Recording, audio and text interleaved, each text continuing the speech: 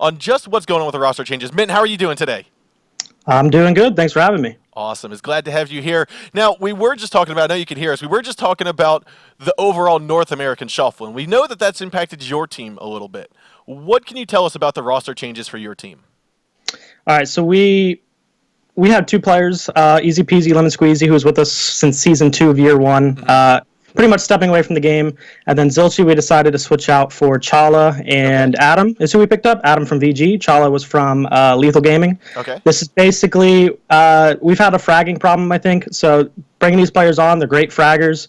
They're very versatile. We can put them up pretty much in any role. Adam gives us that very good defensive anchor, like he was for VG. So we're pretty much looking forward, and we're excited to go forward with this roster. That's awesome. Now, one of the things we talked about last season, but I think it's more prevalent now that we have had this North American shuffle, is you had a player that was stepping away and you had another player that you felt you had to replace. How do you go about finding new teammates and identifying their strengths and identifying their weaknesses? Because to my understanding, players don't have resumes ready to hand you. So how does a team trying to build or fill a spot actually go ahead and fill that position and be confident about their choice? Well, Adam was a lot easier. He actually subbed for us before he joined VG. He was with us for a couple weeks, so we already knew all of his strengths. We already knew he was a really good anchor. He was a really good fragger, and he got along with us well. So that one was easy. Chala, though, most people don't know who he is, just because he's coming from a Challenger League team in Mystic, and then, like I said, he played for Lethal, but they got knocked out twice. Let's take a look at our map pool for Season 2.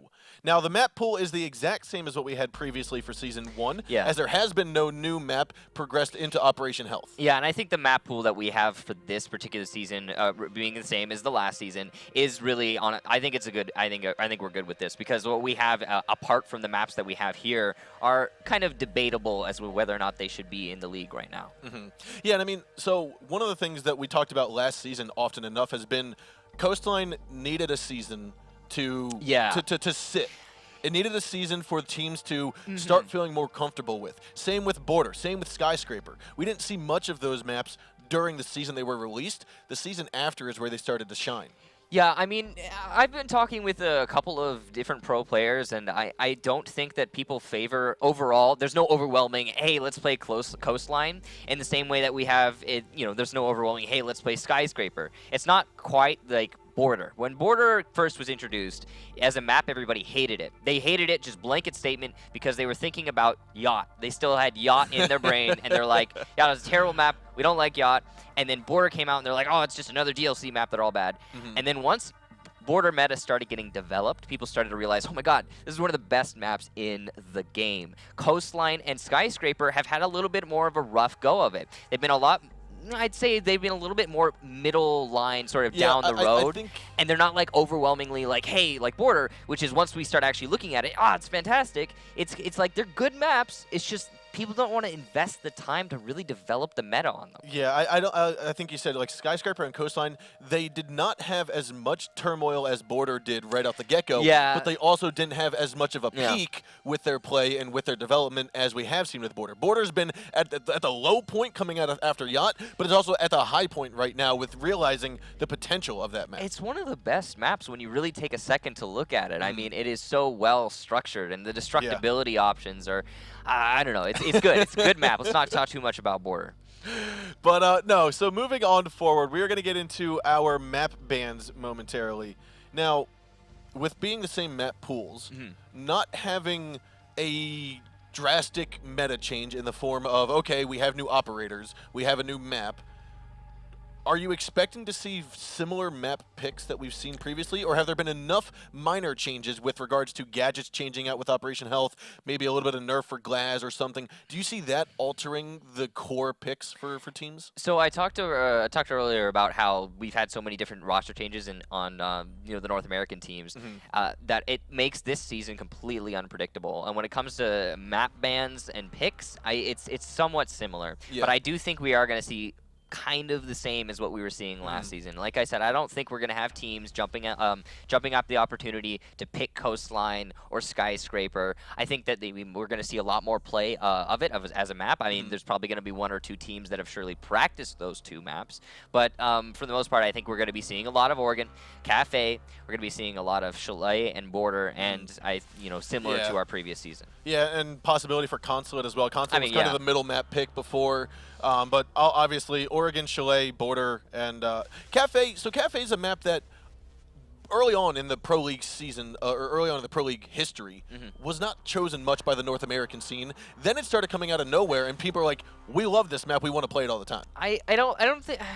I don't know if people love the map. I think it's got its own unique sort of feel to it. It's somewhat love-hate different. relationship. It's like a bigger house, basically. If you think about it, the structure of it, it's like a bigger house, and without a garage, of course. But it's a kind of a love-hate, yeah, like you were talking about earlier. It's falling into the slot of Clubhouse that we had Season 2, Year 1, where everyone's playing it all the time. The meta gets developed to the point at which it just becomes this monotonous sort of grind. Like on Cafe, it's everyone goes to Cigar Room and they push into the bar. And then on Clubhouse, it used to be you take the drop-downs, you open up the kitchen, and you push down into the side. I mean, it's found itself in that slot.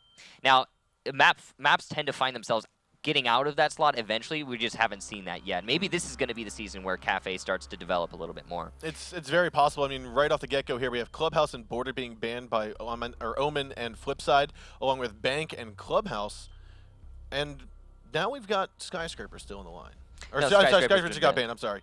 I'm guessing we're going to see a Coastline ban here, which means we're likely to see Cafe, Consulate, Chalet, which is no surprise, as we talked about earlier, although... Come on, Flipside, surprise us. Surprise us. Ban Chalet. So, like we said, we've got... Oh, there's the Coastline ban from Flipside. They did that to us before, too, because they were in the... I want to say the decider match, or the match that they already made. They were going up against... Who was it? Drawing a bike. Whoever it was, they had the option to go for Coastline, and they banned it. Yeah. No. It was one of the maps that didn't... Or the matchups that didn't matter during Season 1. Coastline's like we used to have Plane in the Pro League, and it's kind of fallen into the slot of Plane, in which... people just kind of leave it in there because they know the other team's going to ban it. So it usually ends up being the last ban. Yep. Which is tending to be unfavorable for the team that has to ban second. A lot of times you want to ban second so you get the final decision. But when you have a map such as Coastline or any map that's new and you kind of like, well, we don't really want it, you're kind of being forced to choose that. There's some things with Coastline that make it a map that people don't really want to grind out. Skyscraper got a little bit more love because it doesn't have a giant hole in the middle of the map that you can control basically the whole top floor from as an attacker. Yeah. But it's one of those things. It's got a lot of time you're going to have to invest to develop the meta on that map, and we might not even see it played regularly for another 2-3 seasons. I mean, anything's possible, but... So Cafe is going to be our first map of the evening here. Omen Esports selecting Cafe. Second map, I believe we had Chalet and Consulate as the last two. So I'm guessing we're probably going to see a Chalet pick from Flipside. It's a map that they've favored in the past. They're actually going to opt for a Consulate. No surprise there. I mean, like, either or. They're both...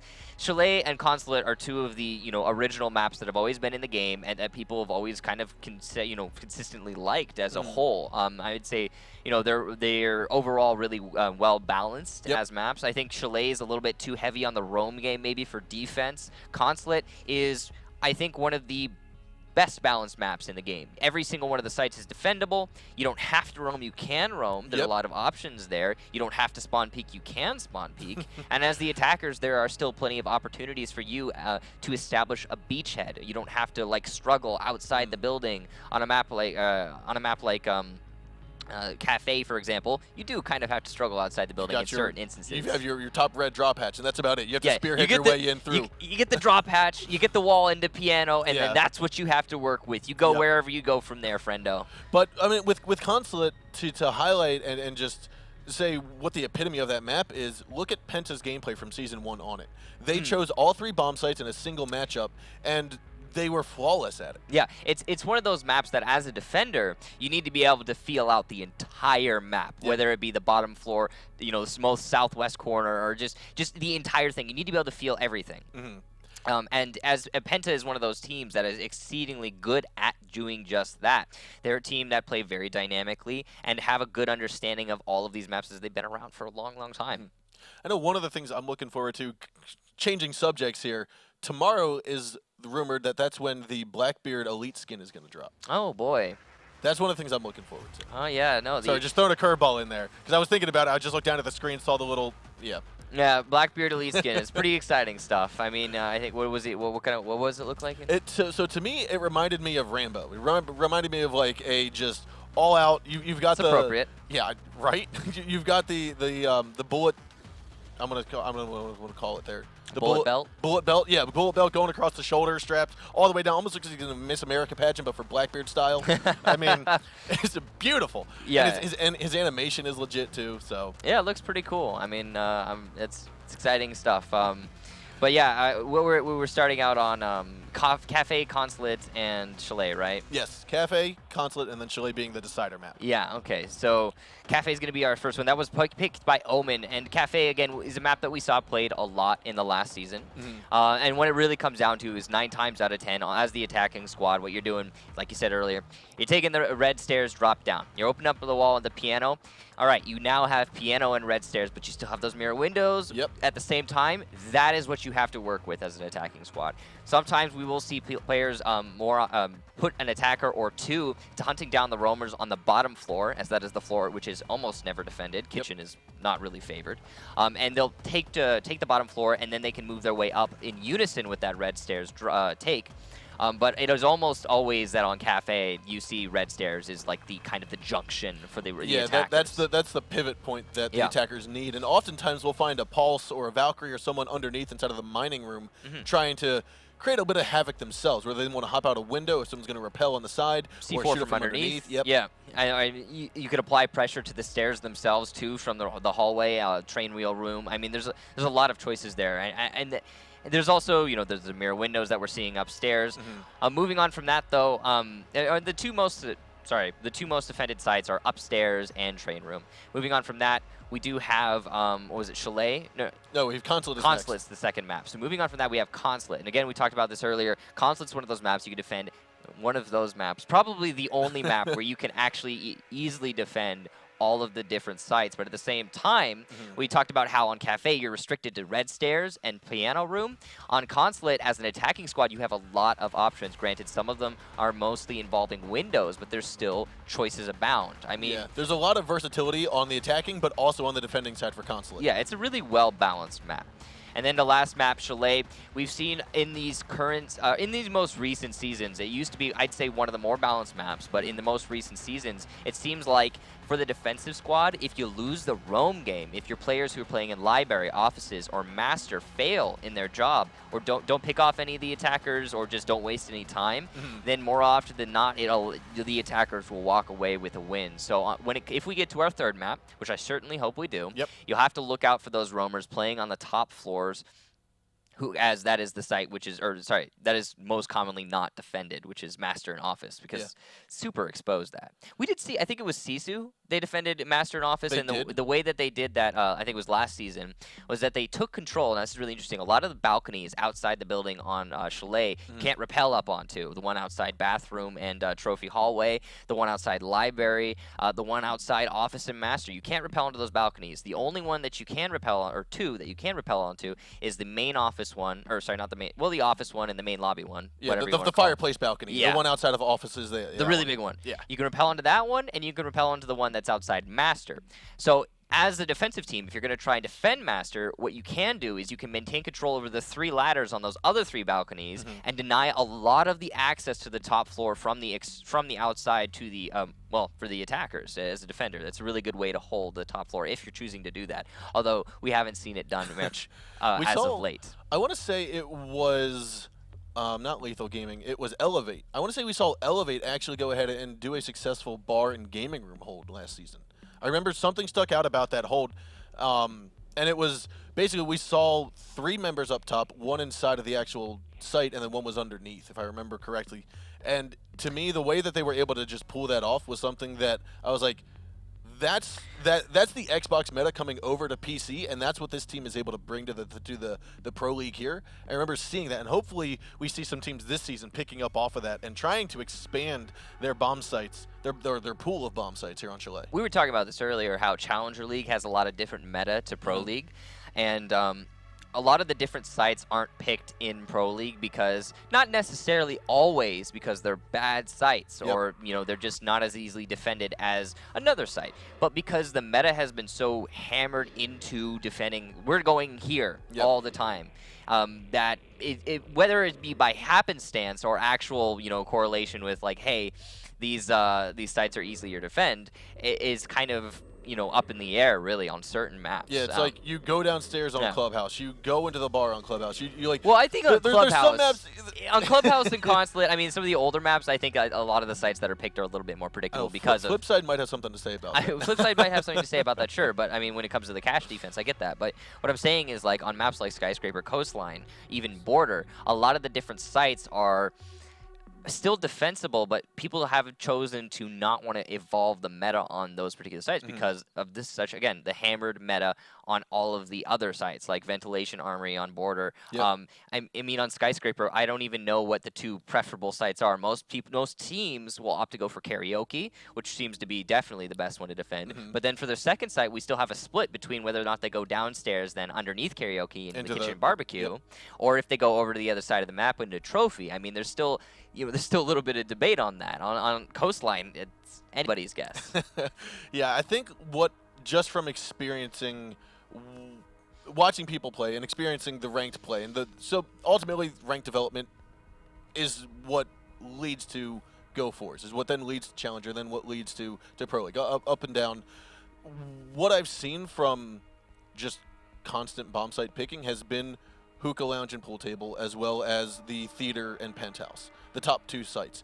There has been some attempt at trying to go into the bathrooms and the kitchen. The Skylight, or the two Sunrise bars, the Blue Bar and Pink Bar down there, we saw, I think once. I actually heard from, I don't think they were pro players, but some Challenger League players I think I was playing with one time were saying that the bar sites, if you can properly coordinate on for Skyscraper, are definitely some of the best sites to be defending. Yeah, but it comes down to proper coordination. It does. That's another thing that we, like in ranks, you don't have. You don't have proper coordination. There's almost none. I'm a solo queuer. Yeah, I mean, in a game like Counter-Strike, for example, like, okay, it's all very predictable and cut and dry, right? And coordination's not that complicated. The calls are all standard and uniform. In this game, when you get into a ranked game, I mean, someone's gonna say, "Oh, he's on main stairs," and you're gonna be like, "What the heck do you mean main stairs? There are 3 different stairs. There's white stairs, lobby stairs, and kitchen stairs. Which one's main stairs to you, friendo?" And so the call-outs in this game. Yeah, coordination's a little bit more complicated in a game like Siege, and because of that, when it comes to rank meta and versus competitive meta, there's a big gap. There's a big old void in between them because of coordination and the lack thereof. The coordination. I mean, that's one of the things that I'll get questions from time to time on. What does my team need to do better, or how does my team, or how do I start getting onto a team, and how do we start communicating better? And to me, like, they're wondering about, okay, how do you know to call this, or how do you know to call that? But I'm actually going to cut myself short because we do have the game up and ready for you guys. We are going to be on Cafe to start off the evening. Again, this is the first day, the first play day for North American Pro League Year 2, Season 2. Our matchup right now is Flipside Tactics versus Omen Esports. Woo. We're going to have Omen starting on defense, Flipside starting on attack. And again, this is map number 1 in this best-of-3 series that is leading underway right now. Hibana, Thatcher, Blackbeard, Twitch, Ash coming out from Flip Flop, Pulse, Mira, Jaeger, Smoke, and Echo coming out from Omen. From Flip Flop or Flipside? Flipside, yeah. And none of these operator picks really surprise at all. I mean, there's no Thermite coming out for the attacking squad, which isn't really essential when it comes to a Cafe attack, given that the only walls you really need to get through are, again, that one at the bottom of Red Drop. When it comes to the defensive lineup, we are seeing the Pulse for that player who's likely going to be playing underneath, as this is a fully destructible floor in the B-bomb site. We have the Mira, which is going to be putting down the very predictable Mira windows coming out of Freezer, looking into Piano to give them some sort of visual control over Piano at least. And then we are also going to be having the Jaeger, because Jaeger is Jaeger, and you need a Jaeger. He also blocks grenades, has a crazy gun, crazy speed, etc., etc. He's Jaeger.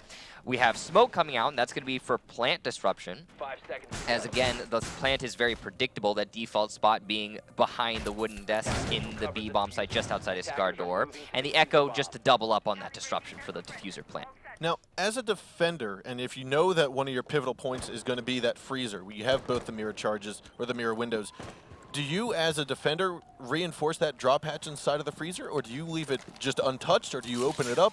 What is the goal of that drop hatch? Well, now the question with that drop hatch and freezer is kind of debatable, to be honest, because it really depends on what the attacking squad's going to be doing, and you're not psychic, so you can't really, you're not telepathic, you can't figure it out, all right? You don't know until they're doing it, so it's sort of the thing that you need to feel out. If the attacking squad's going to be doing what we talked about earlier, which is sending that attacker downstairs to try and establish some amount of control over the roam game on the first floor, then it's a bad idea to have that drop down open 9 times out of 10. Because what if it's a sledge and then he throws a nade into your guy in freezer, or there's an Ash and a sledge, so you can get rid of the ADSs. I mean, there's options abound for the attackers. So. Yep.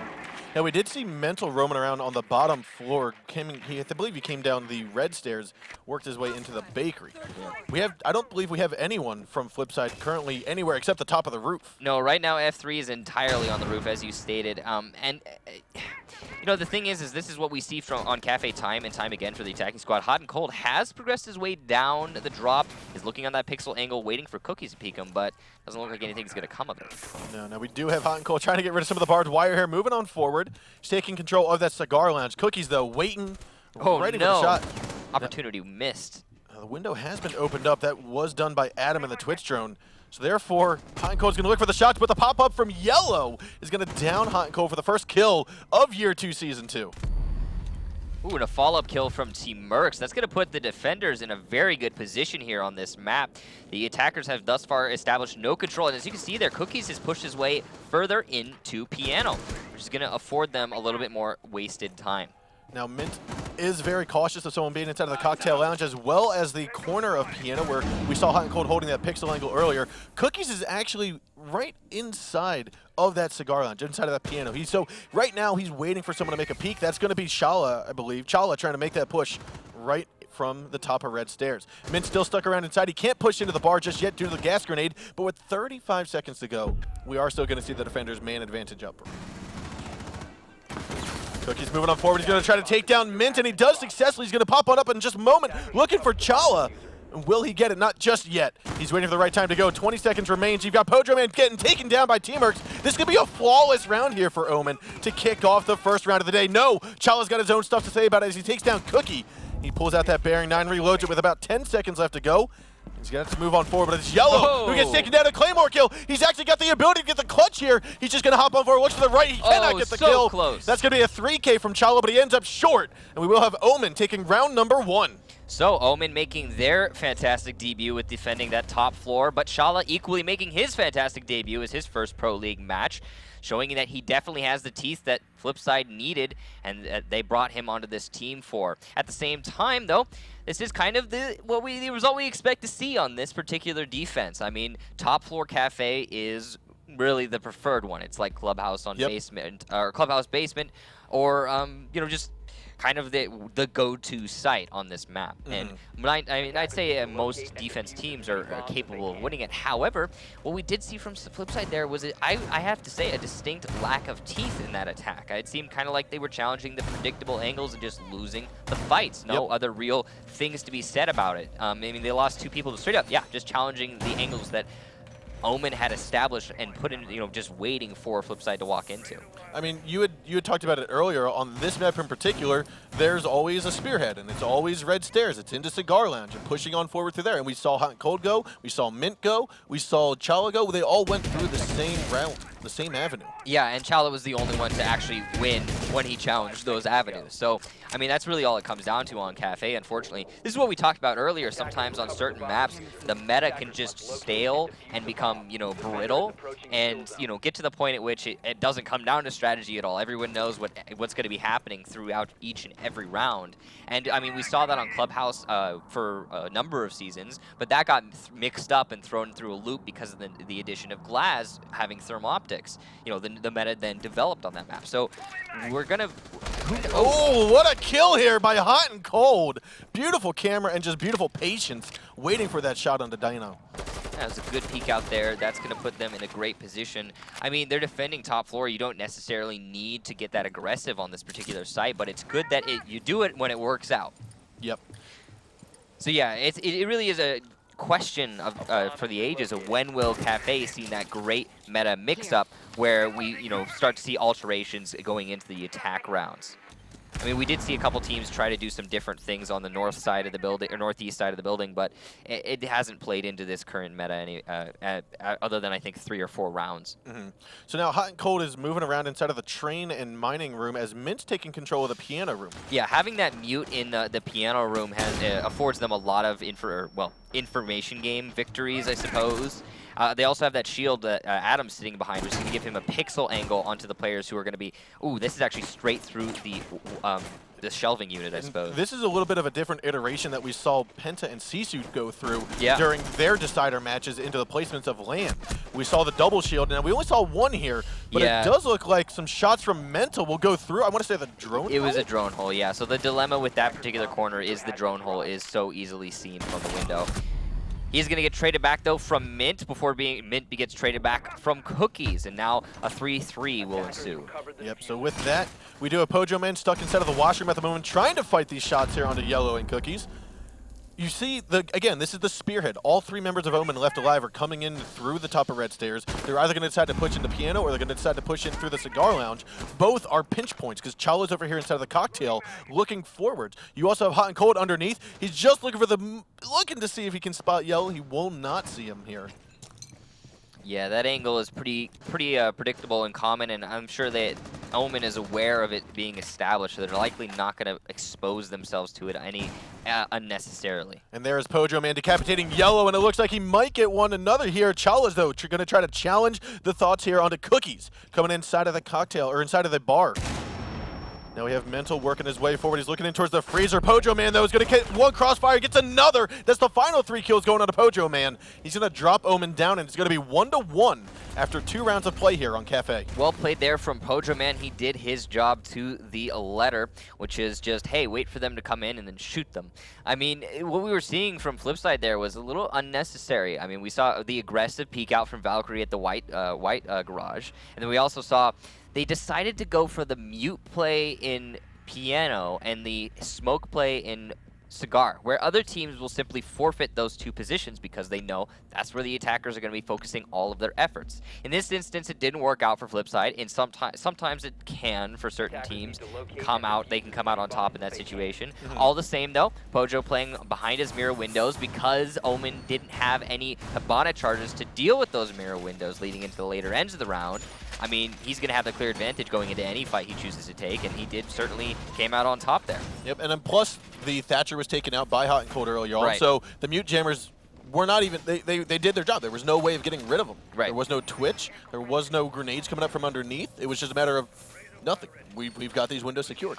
Yeah, and as you can see here, Cookies, he's reinforcing the same wall. That is the Red Stairs to Piano wall, and that is because again, even though, despite the fact that Omen are now defending a different site because they were successful defending the first one upstairs, it is going to be a very similar story more than likely for Flipside for their attack.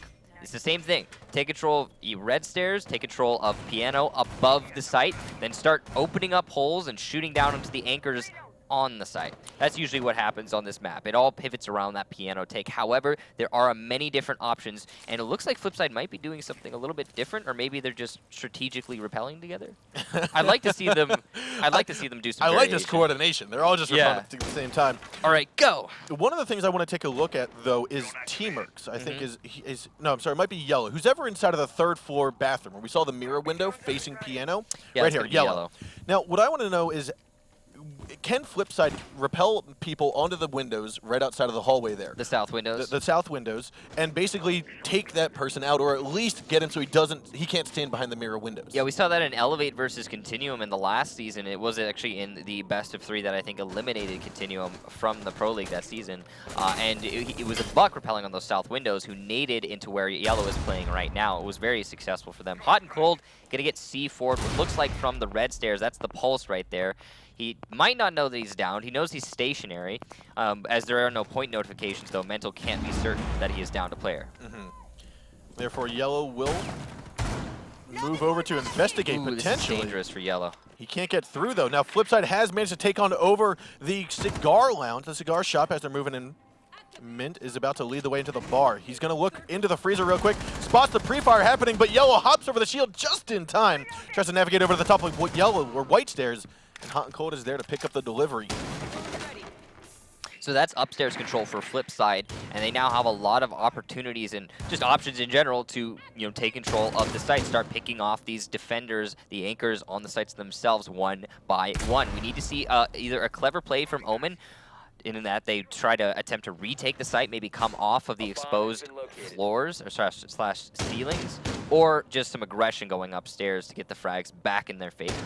We can see Mint, and we can hear that shotgun opening up the floor in Piano Room. Mint, however, is going to be downstairs inside of that cigar, or inside of the reading room. But Mint is what we're looking at the moment. Adam's going to take down Mental, though. Mint is the one who's looking for some shots. We do have the drop hatch opened up, so it looks as though with 30 seconds left to go in this 5-on-3, we are going to see Flipside progress down into the train room. Looks as though Dino's got his own thing to say about it. Trying to fight onto Pojo, man. Looks like he'll take a couple bullets and destroy one shield, but Mint's going to be there momentarily to get some more shots. Now the SMG-11 in hand. Looks as though we are still going to see a little fight coming around. Dino will not land the shots that are needed. Teamworks, however, will get a double kill into Hot and Cold and Adam. Now it's a 2-on-3. 5 seconds left to go. We are going to have to get the plan down, but it doesn't look like it will happen. No, I'm sorry. Chala will get it, and Cookies will be the last man alive here on Omen. Trying to go on a 1-on-3. Pojo Man's outside with a brand new shield at the front of his gun. And we also have Hibana. That's going to be Chala. And however, Pojo Man gets the final kill. Yeah, Pojo Man locking things out there. So what we were seeing was just kind of like an all-over-the-place sort of defense strat from Omen. They were trying to do everything, it seemed like. They had 2 people on the site, 2 people playing in the library, or thereabouts, roaming, as you could say. And then you had 1 player roaming hard upstairs. That was the Mira. Unfortunately, that Mira did not help the team in any significant form. You could argue that she wasted a lot of time, but I think you could just attribute that to Flipside taking nice and slow, not wanting to really risk anything. She herself, as a presence, wasted time, but as an operator, as an individual, as a player, maybe not so much. So I think just as soon as the Flipside had a complete upstairs control and Omen weren't trying to challenge onto that or do anything to counter it, it just became a kind of a landslide of a victory for Flipside. Yeah, I'm kind of thinking with Pulse being underneath of the red stairs, the C4 downed, I believe it was Hot and Cold, or down one member Yeah, that was Flipside. unfortunate. But the heartbeat sensor identified more targets in Cigar Lounge, close to the top of red stairs. I felt like once, I think that was Yellow, who was the Mira and got out of the bathroom after getting rid of the Mira, or getting out of there. Instead of going down, instead of going into the cocktail lounge, I would have seen him or expect him to go down the yellow or the white stairs and retreat back to his team. Give it up, realize that there's a swarm of Flipside players coming at him. He's the only man around. It was interesting that he decided to take a left instead of just kind of go back downstairs. I mean, that's what we see more often than not in the Pro League is the player will, when they lose their mirror window or they lose their footing, really, they'll not want to risk their life and they'll just get the heck out of there. But that's the decision he made, and it did cost his team dearly in control of the map overall. Now, Flipside on the advantage here, having won the very first attack round of this map so far. They are going to be defending the same site that Omen was forced to defend, which is going to be that train room. It's curious to see, or we're going to be interesting to see how they choose to defend it. There are a number of ways to defend train room, and I think the more leaned on fashion of defending it these days is to go for sort of a pseudo retake strategy on defense, whereby you invest 1, maybe 2 players on the site itself, but you have the majority of the rest of your players, 4 or 3, roaming either upstairs or in the library/reading room. That means that once the attackers control Piano and start opening up the floor to look into the A-bomb site or train room, they can't get any picks onto any unprepared defenders underneath them. Now Hot and Cold jumps on outside, and he will grab Yellow. That's another good kill, another good placement, just perfect patience from Hot and Cold. More importantly, I have to say, I mean, he's peeking out the same angle he peeked out on his first defense round, and it's still working for him, and that means that we're just not seeing Omen latch down on that run out and be prepared for it.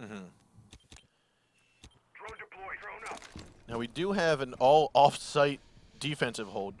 We've got 2 roamers underneath. They've freely given up the top floor to the attackers. They say, hey, look, if you want to drop into the train room, guess what? You can't plant there. You have to move into one of our bomb sites. Now, this is, again, what I talked about earlier. It's the opposite of what they were doing on their upstairs defense. When their upstairs defense, they were invested in Cigar and Piano. I'm talking about Flipside right now. In this instance, they're not. And it comes down to the fact that they know the attackers are going to put everything they have into taking control of Piano. So why are we going to, try to force that out? We don't need to take that risk. As a defensive squad, we can simply wait for them to start to pressure the site, go for that defuse plant, and then pick them off as they do so. We don't have to fight the hard fight against people with rifles, people with shields in front of their faces, people with 3 speed. Now, it looks like Omen is just trying to waste time by looking for angles, And looking for flashbangs. people, and it's not happening. Mint is actually going to give away his position by falling off of the couch. However, he does hear Teamworks. Mint. He's going to get the wall bang hip fire right there on a Teamworks. A wonderful shot by Mint. Looks as though he will be tagged in the back, though, by Cookies as he strafes around. Cookies looking through the doorway by Yellow Stairs and takes down Mint for the trade. However, we still have Flipside with 15 seconds left to go and up by 1 man. A 4-on-3 is going to ensue. 10 seconds left to go. Pojo Man trying to get some kills. Looking, gets the headshot there on the Mental. And we will have the wall of fireplace gets opened up here by Cookies. But with 3 seconds left to go, it is not enough as we are going to have the final 2 kills by Adam and Chala, taking down Dino and Cookies.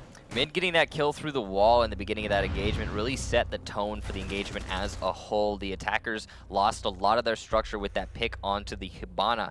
Now, it's interesting that he managed to get that kill too. I feel like 9 times out of 10, a player put in that position is not going to be able to secure that kill. I mean, that instinctive flick spray through the wall was just an excellent read on his part.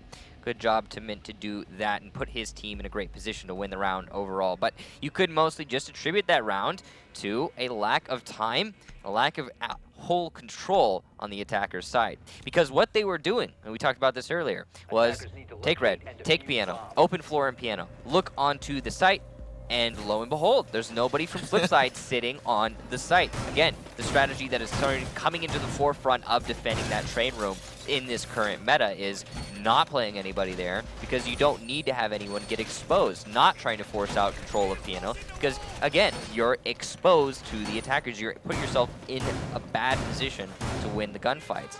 And you saw Flipside play into that wonderfully. I mean, when it comes down to the chaotic, just mass chaos sort of engagement style that we saw ensue happen in the last couple seconds of that round, Flipside's at the clear advantage, and that they know what they have control of and what they don't. Whereas the attackers, with only 30 seconds left to go, they have to kind of push together as best they can to, let's hope we get a pick and start winning these fights. We don't know where the defenders are, but I was half expecting Mental to stay down underneath of that window. That heartbeat sensor will spot Hot and Cold. Oh, this is interesting. Flipside are all repelling here. Mental might go for this. Come on, Mental. He could. If I was one of the Flipside members, I'd look upside down, but none of them are. You have to go for it, Mental. I don't care. Come on, Mental. Do it. Oh. He's not. He's going to give it away. Opportunity missed. So one of the things that I've learned, because I tend to repel a lot and I die often, is I've learned to repel upside down and look at typical windows or pop-out spots. Yeah, you did see Pojo Man doing that in that instance. It's in theory, if Mental had gone for that peek out, he probably would have lost the engagement to the Blackbeard. However, it was such a juicy opportunity. All the same, I mean, you see all 5 of them repelling, you're like, ho, ho, ho, ho, I want to go for it. I know Mental really, really had to fight the urge on that one.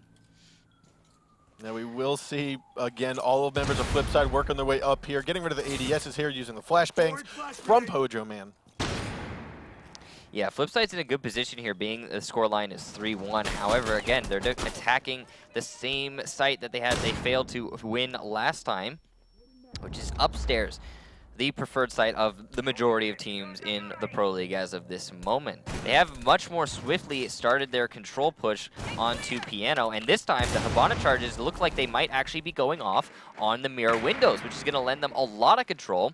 when they start pushing themselves east into the site itself. However, Mental's still underneath with that C4, and he might get a kill here. Oh, but it will not go through. I think he was expecting to go through and land up towards that cigar lounge. Still going to be... Ooh, no. There's going to be one head tap from Yellow right onto Hot and Cold, dropping him down. Chala's going to try to challenge this as well, but he's got Adam to the left, and it looks as though Cookie will take down Adam. And now we have two-man advantage here for Omen. We still have plenty of time left to go. However, that's going to force Yellow out of there. And as he does, it looks like he will not take the full damage that Chala was trying to lay down onto him. But Mental's still going to be underneath. He has not been able to pick up that Nitro cell. That C4 is still going to stay right at the entry point from Cigar into the bar. Pojo Man, however, might be seen here by Mental if he moves his toes just a little bit more to the right side.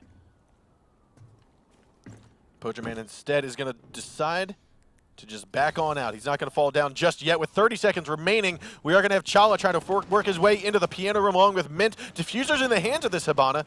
They are going to focus their way over here. Looks like Cookies, though, gets one kill, and then is traded down by Mint. Chala, though, going to get a double kill. It's all up to him with 2 men left to go. 15 seconds remaining. He's going to look for Teamworks. Can he get the kill? He's looking for the shots. He just cannot get it. It's going to be a little potato back and forth. However, the hip fire shot from Teamworks will go, and Chala will fall yet again. The vein knife in the air from Chala attempting to lock that out. Some good play on the bomb from the Echo to block all those bullets. Well played to him. Chala, again, trying to, make that fatal, or just futile is the right word, push into the site at the very last couple seconds as the last attacker alive. And, I'm going to be honest here, if we saw that from Chala, maybe a little like 30 seconds earlier in the round, and before all of his teammates were dead, we might see Flipside start winning that attack. All in all, great defense there from Omen, playing it just as well as they needed to, and that they weren't exposing themselves unnecessarily. They were taking the fights they knew they could win, and they certainly did. And they didn't. That's pretty much the end of the story. Mint going to be bringing that mute here on the top floor defense yet again. It's going to be interesting to see if they're actually going to try to roam in piano this time. Last time it didn't work out for them so well, but the mute charge, or the mutes coming out here, is kind of leading me to believe that they're going to do that yet again. I mean, you got shot through the drone hole last time. I don't think they're going to let you sit there anymore. I'm pretty sure that they're going to shoot you through the drone hole again. So it's interesting they're choosing to put that shield down yet again and not reposition it, maybe try to utilize it elsewhere, but we'll see if it plays out for Flipside. Reminds me of trying to go back all the way to Season 1 and before Season 1 where you'd have the Rook armor and you stick it down to the drone hole to stop drones from coming through. Just pick up Rook and put it right there. Maybe they won't go for it. Yeah. But no, one of the things I want to mention though is during our interview with Flipside, Mint had talked about how they picked up Chala to be their fragger, and he is at the top of the board with 7 kills, getting that top frag position. Adam being more of the sentry, being more of the heavy onset person that's going to be on site. You're not necessarily expecting him to get all the kills, especially when Flipside is able to get their kills without the attackers getting onto the site. So I feel like they have picked up 2 very good members to coordinate with their team together. Yeah, Flipside's always been that team that is very strategic, very slow-paced, and doesn't have a lot of oomph, not a lot of punch, a lot of teeth, whatever you want to call it. And you're definitely right. I think that these 2 new players, Adam and Chala, bring a lot of that to the board.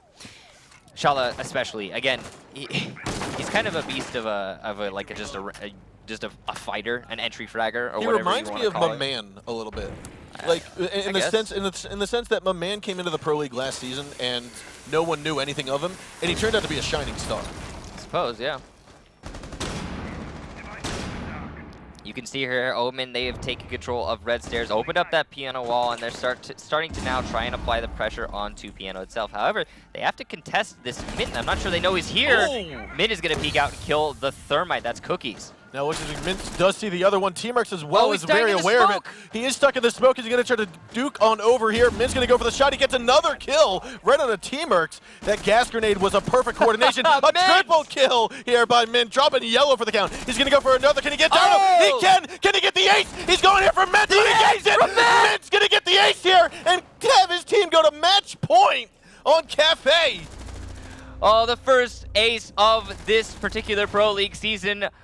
He's going to come out for Mint. I mean, you could argue that that was really easy. Just kind of look this direction and shoot Listen, people. an ace is an ace. An ace is an ace. Exactly, sir. Whether it be from C4 or because they're all challenging the same angle, an ace is an ace. And Mint certainly stepped up on that round. So remember last time when they defended upstairs and the mute roam and piano didn't really work at all? Yeah, it's not happening this time. Mint played that extremely well. The lack of information coming out for the attackers because they weren't able to drone out that position led to them losing engagement after engagement. Guess what Omen's gonna do next time? They're gonna pre-fire that mini bar to make sure no one's behind it. They're gonna, you know what? They're probably gonna dump at least 3 or 4 mags into that mini bar. Each and every one of them, as they come around that corner, they're gonna be like, okay, shooting the mini bar. I mean, teammates are already in piano. We're shooting the mini bar. We're gonna anyway. grab Buck, Sledge, IQ. We're gonna toss 6 nades over there. We're gonna grab Capital fire arrows. This whole thing is bent on making sure no one's behind the mini bar. Not anymore. Oh, and he's gonna be Lord. at the piano, just prone behind the little wooden wall. Job well done, Mint. Job well done on the ace. Kicking off the Season 2, Year 2 Pro League with a bang here for North America. Yeah, and Flipside certainly looking very strong on Cafe thus far in this matchup.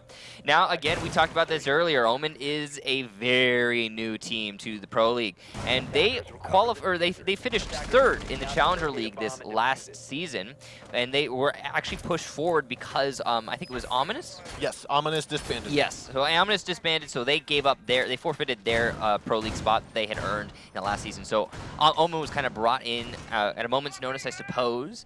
So, you know, and Flipside on the other hand, on the flip side, they have been playing in the Pro League for quite a long time. So experience-wise here, they have the advantage, certainly. That's not to be ignored. Yeah, the majority of these players on Flipside have been in the Pro League since Season 1. Oh, yeah. Well, on various different teams, but they have been all together for the past 6 months or so. I think Hot and Cold is a little bit newer, so is Adam. But other than that, Inchala is, you know, a Challenger League player. But Hojo Man and Mint, they've been around the block, friendo. They've been here, they've been there, they've been all every freaking where in the North American Pro League and the Siege competitive scene in general. They're very old players. Now we do have Hot and Cold rushing on in. He's going to knock the socks off of Yellow as he pushes on into the freezer, sees the drop hatch open inside of the reading room. And the rest of his team has now just secured the rest of this site, except for Cookies, who's now staking the same spot as Mint. He's going to grab one. Can he grab another? He's trying to pull him in, but he cannot right now. Mint knows the spots, and it looks like though we're going to have Hot and Cold get a double kill from behind. A 3K for Hot and Cold. Could this be the ace from Hot? We saw the ace from Mint last round. Could we have an ace from Hot this time? Come on, Dino. He's picked up 3. He's got 2 more to go. Mint and Teamworks are the last 2 alive with still half the round to go. Give him the health, Dino. Give him a little bit of HP to win these fights, get the ace. Oh, wow, he doesn't know. That would just be a one-tap pre-fire. No. Imagine. And that could have been it. Imagine, dude. It's too bad. My. He's going to look back on this VOD and he's going to be like, aw, He's like, I'm just going to pre-fire that once every 10 seconds. Pre-firing everything now, just shooting through all the destructible walls. Now, Pojo Man is out here on the bakery roof. This is the typical spot for Blackbeard, just trying to hold down the rotations, make sure that they make it, there's not a lot of angles you can move to. Hot and Cold, though, looking like he might spot Dino's feet. Dino going to try to challenge this himself, but it looks as though we're going to have Mint stealing 1 kill. Dino will go down. Last man alive is going to be Teamworks inside of the fireplace. Hot and Cold was tagged a little bit. Mint's going to go for some shots through the wall. Tags him just a little bit, but cannot. Hot and Cold's going to get a 4K. GG. Dropping down Teamworks. And this is going to be map number 1, going in the hands of Flipside Tactics. Well played, the Flipside. Interesting defense there from Ominous. Now, this is the defense strategy that was a little bit more meta in the past and something that we've seen a lot of, well, frequently in the Pro League just overall. In that, okay, let's put 1 or 2 on the site in the train room itself to defend A and B, and then we'll have 2 roamers upstairs and then 1 roamer over in the reading room. And Flipside saw that, picked it apart one by one. Actually, I think it was 3 upstairs, no one in the reading room. But as soon as they got those 3 off the board, the top floor roamers, sure, they had an extreme man advantage. But aside from that, they had such an advantage in control of the map in that they did what we were talking about earlier, open up the floor piano, shoot the people underneath you. I mean, that's why we didn't see Flipside play anyone in train, is because they know that's going to happen. That's why we didn't see them play anyone upstairs on their train defense either. It's because they know that the attackers are going to take upstairs control. We'll just wait for that to happen, and then we'll attack. And then we'll take the fights because we'll be on even ground. They read Omen very well in those last few rounds. And, I mean, just dropping it to the last 2 rounds, we had Mint take home 6 kills, and Hot and Cold took down 4. Yeah. So, like, ending on such a strong note from that stance, it's almost like you want this next game to start as soon as possible if you're Flipside to keep that momentum going. You know, the only sites or the only rounds that Omen were able to win in that entire matchup was their upstairs defense. It was I think a 5-2. Yes. So their upstairs defense that was it. That was all Omen had on the board, and it really just comes down to, yeah, okay, Flipside, maybe they need to work on their upstairs attack a little bit. Maybe need to apply a little bit more teeth to what they have going on there. However, you know, You on can't, the other can't end, win Pro League with a one bomb site strategy. exactly.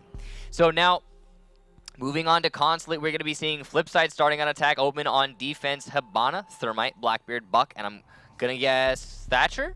Going to be coming out from Flipside. Valkyrie, ooh, Sledge instead, look at that. Valkyrie, Mira, Castle, Smoke, and Jaeger for Omen. Oh no, an IQ. Now that makes a lot of sense actually. An IQ is kind of one of those operators that I think a lot of players don't necessarily think is any good. Maybe they besmirch her name a little bit. Ah, she needs a buff, or like Blitz, for example. However, on this map, Valkyrie is very prominent with those cameras going outside, and IQ is perfect at hunting that down. So we see Flipside choosing Thermite and Hibana. Did they choose the Thermite just for safety in case they were garage? Yeah, that's all Because it is. I'm thinking if you're playing that for safety, wouldn't you also bring a Thatcher for safety? Yeah, I mean, on this map, you don't need a Thatcher, because if they're going in the garage, if we could bring the camera down to the piano room Correct. real quick, You've got Adam you could as just, Buck. Yep. Yeah, you could just open up the entire floor of the piano room, and then you can see all of the batteries from on the garage. So, I mean, you're right. A Thatcher would make that a little bit easier, but it's not necessary. You don't even have to go into piano. You can bucket from the window, rappelling outside. Yep. One of the things I'm thinking that we might see Adam do is hop into that first floor hallway right underneath of the bathroom where we saw the mirror window placed, open up the floor there if they realize that there's potential for someone to play inside. I mean, it's possible. I mean, we could see that from Adam. It's like get some pressure from underneath, but more often than not, we find on this particular attack, an upstairs attack, it's usually the attackers choose to come from the floor that is actually being defended, which is the top. They'll rappel up onto the windows, try to take control of admin, for example, and then start to take from east to west. You know, there's a lot of different strategies, but it would be interesting to see if Flipside decide to go for a first floor or bottom floor uptake. They are going to have to contest, however, with T-Mercs, and I think it's Mental on the Valkyrie on the other end of the map. We're going to be roaming pretty hard here. Yeah, now T-Mercs was spotted out, so he's going to try to stay around towards those Visa stairs as Mental still has free roam of this downstairs garage and server room. He's now coming up the circle stairs, but it looks as though Yellow will be the first one to fall by Adam as he peeks on in through the connector window in towards the B-bomb site. Jaeger's come back up to the site.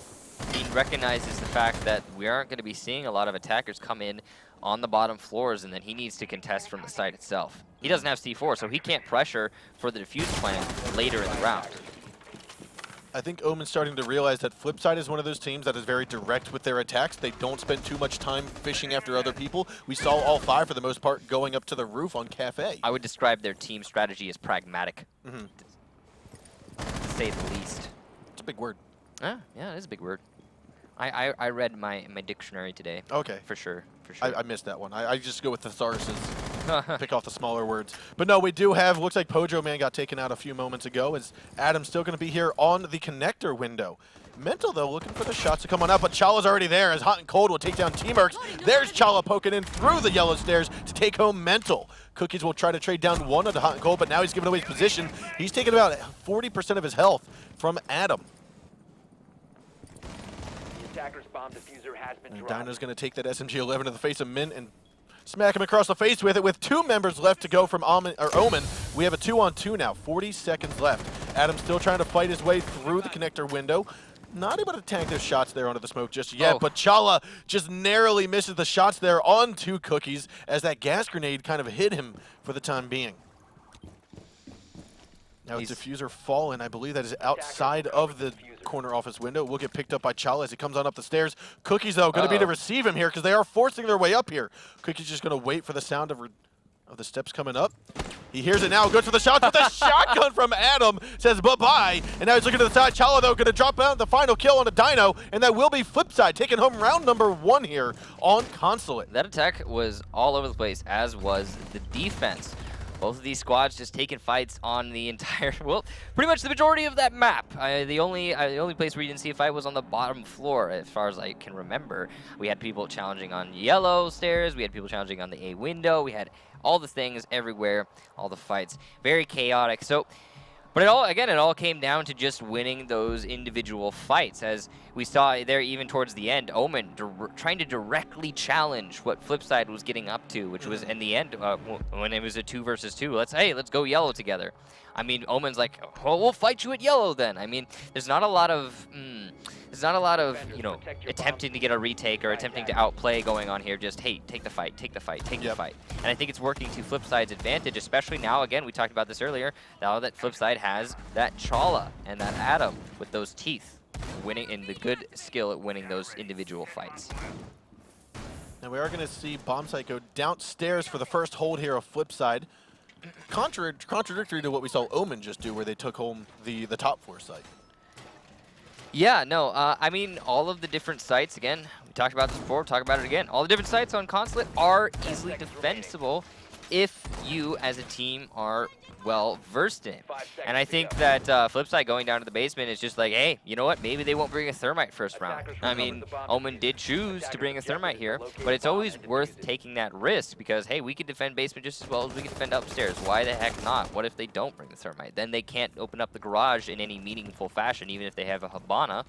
And then we have a clear advantage. So why not?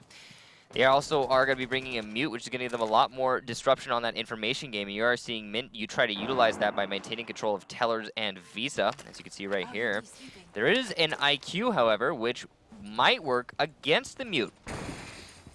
It means they'll be able to get rid of those charges and give themselves the information they need. Chala being picked off early by T-Mercs as T-Mercs repels onto these metal windows. You see them, they're very underutilized, I feel like. Those windows give you a lot of information as an attacker, allow you to cut off the roam game very, very, very easily.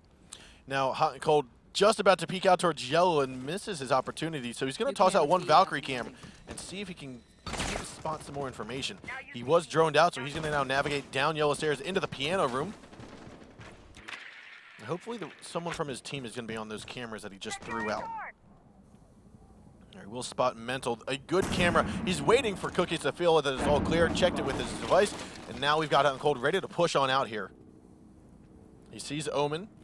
Omen is now... Is he going to go for it? This is going to be very risky. It's almost a once and done sort of thing. Once you jump out, you have to run all the way back in or go downstairs. Now, Hot and Cold was spotted out. So therefore, Dino's waiting. He's now looking down towards those yellow stairs doorway. Hanko's just going to play for time at the moment. We have a minute 20 left to go, a 4-on-5. He jumps out and gets one kill. He will most likely get traded back. However, he will pop the cap into Cookie's head and take him down, evening out Mancount. That's IQ also going down. T-Mercs, however, takes that Bearing 9 to drop Mint for the count. Now Hot killing off Cookies inside of that main lobby has drawn the attention of Mental. And so therefore we saw that little engagement through the middle window. Hot and Cold has navigated back to the bathroom. Yellow's got him pinched here, so Hot and Cold will no longer be viable or will not be able to push out without being tagged. However, it looks as though they have given that up, and I don't think Hot and Cold has known that just yet.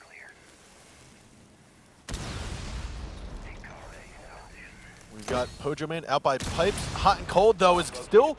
He's going to open up the floor right above, waiting for the perfect time to do so. He's actually seen the floor open up, so he doesn't need to.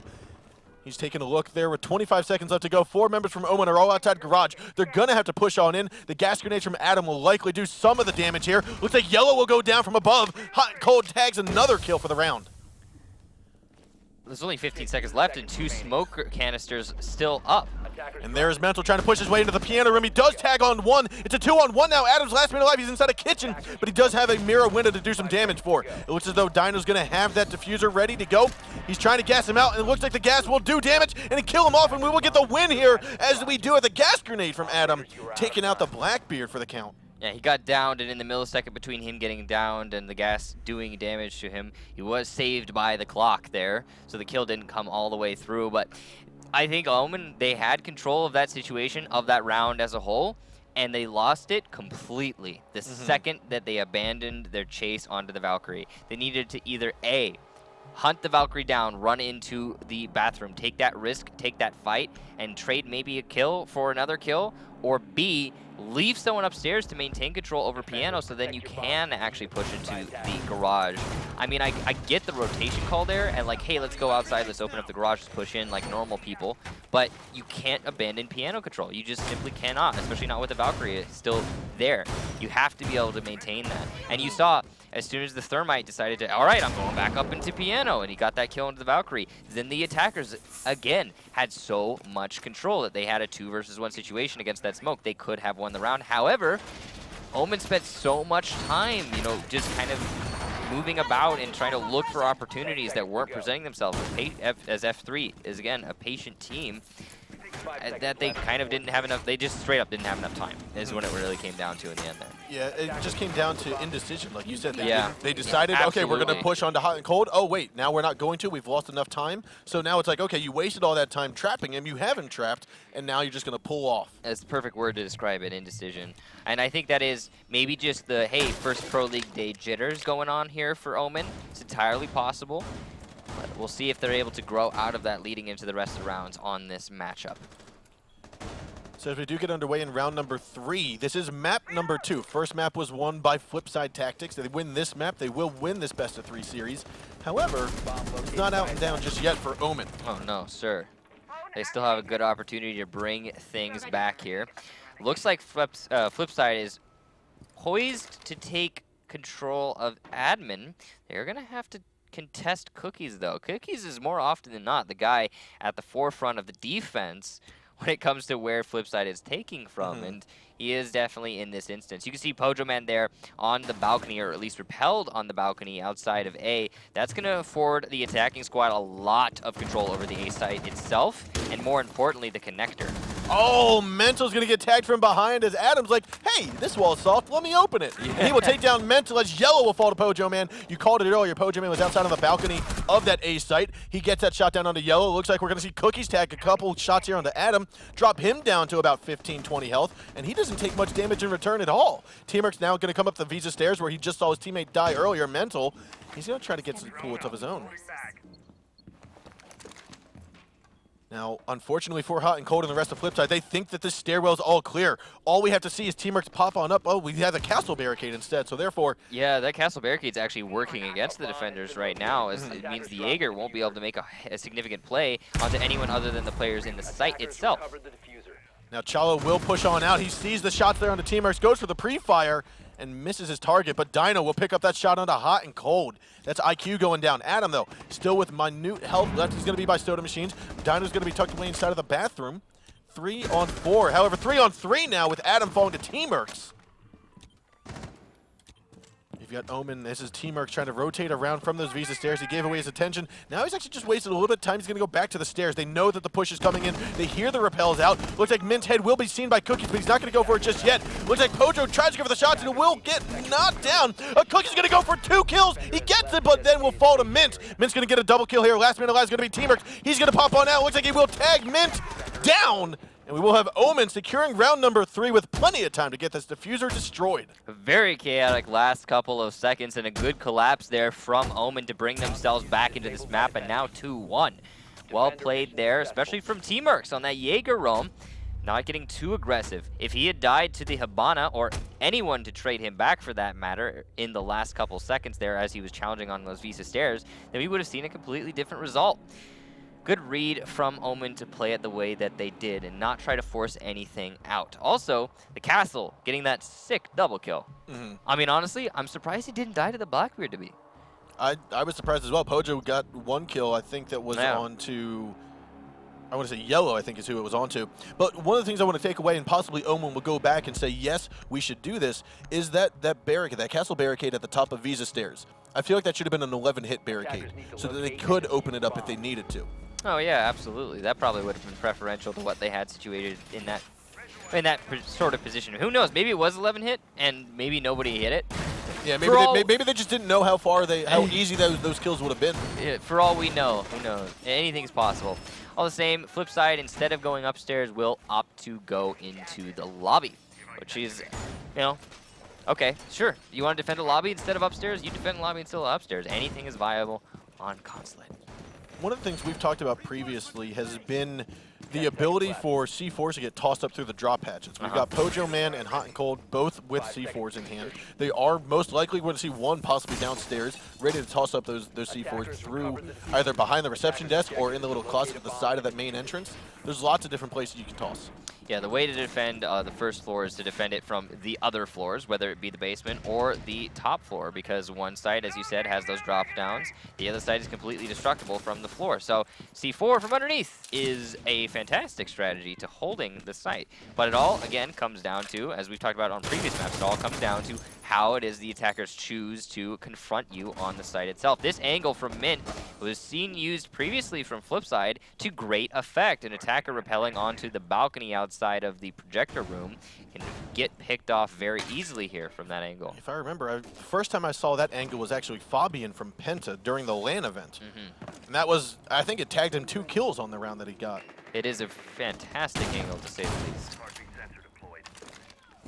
Now, Mental is going to be on that balcony. He's going to drone out Adam. If he sees him right away, he's going to go for the quick push, go for the shots, and bam, there he goes down for the count. But Pojo gets one trade onto Yellow, so it was all for naught just yet.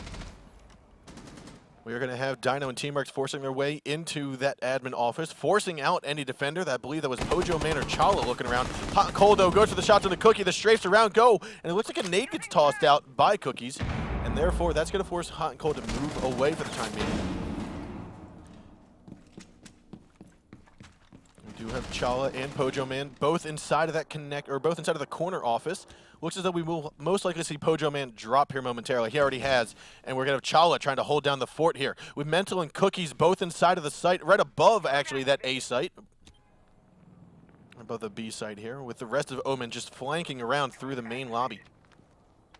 Omen's investing a lot of time into taking control of that top floor, and Flipside still have the option of defending the first floor from the basement and the first floor itself. So we'll see if it pays off for Omen.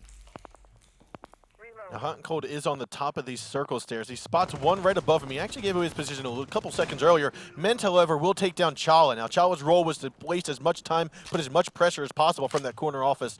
And he did so just enough, but will it be for the final round? Now, Cookie's going to be here. He's still at the top of the stairs. He's been spotted out by Hot and Cold multiple times now. With such little health, will he go to be aggressive, or will he just play the angles and hold it soft? We are going to see a 4-on-3 ensue with 30 seconds left to go. Mint's here, though. He's going to go for the push, though. It looks like Mental, though, going to swipe on in and just take out Mint for the count. Moving on into the piano room. Hot and Cold's going to give away his position here. He get downs one and retreats back down Yellow stairs. Attackers have recovered. However, Cookies is there to get the cut, and Pojo Man gets the trade. Another kill, a double C4 kill from Pojo Man. And this is going to be a one-on-one with Mental. 50 health remaining, 10 seconds to go. He's got to get this plant down from Pojo Man, and will it happen? He's going to go for the try. Pojo Man working his way forward. He now knows he's going to be to the right side. He's looking for the shots. Oh, he's going to shoot through the piano. Will he miss the target? He will miss. And that's going to force him to go upstairs. I'm curious if he's just going to decide to pre-fire. He's trying to pre-fire here. He could get the hip fire, forcing Mental out. And that's going to allow Pojo Man to just drop. Will he see a target? He's going to try to shoot through the tables on the side there. Opens up some of the wall. That's going to allow Pojo Man to push on forward. He's got just multiple seconds left to go. Goes for the kill, and he gets it, but he's blinded. And if he falls through the hole, he will not be able to get back in time. But he does have plenty of time here. That flashbang did not do all that it needed to. And we'll have Pojo Man take home this round. At least a 4K coming out from Pojo Man. Well played to him. Exceedingly well played C4. I'm sure his teammates were like, just go C4, C4 right now. And it definitely worked out because of that. Good camera placement as well. Having a camera in the site means they were aware there was going to be a situation where you need a Pulse and a Valkyrie downstairs in the basement, like we talked about earlier, with that C4 ready to go. And that situation did certainly arise. Now, Flipside 3-1 looking to take home this second map of this best-of-3 series. And all they have to do to put themselves on match point is win this lobby attack. I think it was some very good map knowledge and just situational awareness for the IQ on the attacking squad from Omen to force his way down into the basement from circle stairs. And because he knew, he's like, look, there's 2 people with C4. I know they're most likely going to play underneath. We've cleared out top floor. And he was smart enough to get his way downstairs into the garage and picked off 1 kill. Yeah, it's unfortunate that he wasn't prepared to challenge onto the second one, the Valkyrie. But, I mean, Who expects a Valkyrie to be sitting in front of White Van in that particular situation? Nah, I don't think you could really blame him for if that. you could only get one, Pulse would be the one you want to get killed, Yeah, because absolutely. ultimately you have Valkyrie who's just tossing C4 blindly. Yeah, in this instance they had the Valkyrie cam, but Yep. more 90% of the time, yeah, blindly. Ooh, looks like we're gonna have a rotational cutoff. Oh, nope. Actually, I spoke too soon. Looks like you can go through that. I think I saw the Pulse go through it. It's okay. Yellow most likely has a shotgun. He's going to make it larger. Yeah. Just a little bit of extra time spent on it, though. A little bit more wiggle room than he probably needed. It's an interesting mirror that they're choosing to use there at reception. Now, the entire setup on this top floor is interesting. In general, defending the projector room itself is, you're very exposed. And it looks like we are seeing Flipside. They're going to be pressuring this site the same way we saw Ominous pressure it, which is from above. Ooh, What do you Adam again on the connector window will tag down Yellow. Again, you had called it. You said a very awkward placement for that mirror window, and Yeah. that's exactly where Mirror was sitting. Guess what? You lasted about 35 seconds. Mm-hmm. Got picked off right quick. And now the attackers are just looking for those extra lines of sight onto the defenders who are playing on that top floor. We have 3 of the 4 defenders upstairs, previously 4 of the 5. Now, if Hot and Cold would have still been holding onto that angle, he very well might have seen T-Marks, but it looks as though T-Marks has been injured, just down but not out of the count. Chala, however, does take down Cookies. Now, with only 2 members from the defensive squad standing, we will have Omen not faring well at the moment. However, T-Marks does move on forward, but Hot and Cold picks off the kill there, and we now have, looks like T-Marks are being baited out as Mental will fall. Last minute alive is going to be Dino. He's tucked away inside of the bathroom here at the middle floor. 1 versus 5 for the avoiding match point right here. Dino, you got this. This is I believe in you. scary. Yeah. Now he will get spotted out. He's now trapped himself in here. Not necessarily trapped himself, but he is hunkering down inside of this bunker. You're going to see at least 3 of the attackers challenge him at the same time, and he's going to have to kill maybe 1 or 2, but lose to the 3rd. Or they're just going to play at the diffuser Honestly, in the lobby. the correct move would just be to plant, but Mint's all the way in piano room with no one else around, so he can't get this plant down. He's going to be prone at the moment.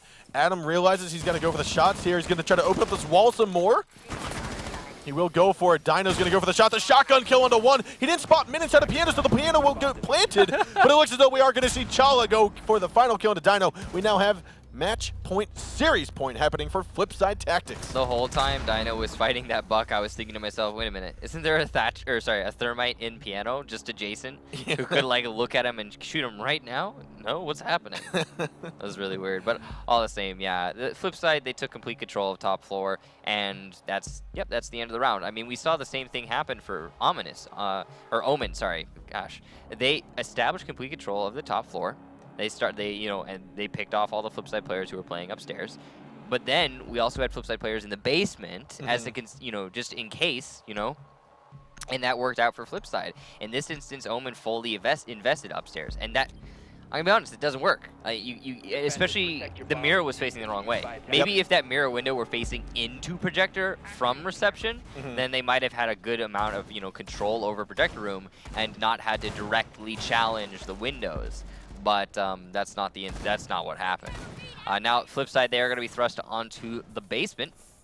We'll see if they are able to successfully put themselves in the, win this map. This is match point, series point. Win the series here if they can do it. Now, one of the things that I'm thinking, if I am Omen and Flipside first went to basement, then when they went to middle floor, I would expect for them to go back downstairs to the basement. And we'll see only a Hibana being brought out from them. So what I'm thinking is either they're going to try something with Garage, which might not be in their favor, or they're going to push from server and just open up the drop hatch. So I actually previously did notice that there was only a Hibana, so thank you for pointing that out. The fact that there's only a Hibana means that even if they do open up holes in Garage, they will be almost certainly freaking useless, which puts Omen at a very, very peculiar... What's particular? The word? No, it's not particular. It's peculiar. No, it's not peculiar either. I can't think of the word. I'm sure you guys know. I was supposed to have my thesaurus here. Where's words for particular? Nope, I can't find it. Whatever the case be, it puts them in a really precarious position. Ooh, there's going to be a trade, but Hot and Cold's going to get that dome shot there in the mental. He is down for the count. No one around him, so it looks like he will be picked off here as long as Omen just decides where you should push him. It was precarious. Oh, precarious. Yeah. All right, go for it. Dino, however, And Dino's going to take a couple shots towards Chala. However, Yellow's moving on forward, tags him in the butt. That's going to be about 5 health left on Yellow. And Hot and Cold will finally go down. But there's a trade I don't think was expected. Pojo Man gets that trade down onto Yellow. And now he's going to rotate back down. He's got about 30 health after that engagement. Still useful. Taking out the Thatcher and Ash, both down for the count. This is not looking good here for Omen. Not right now. No, sir.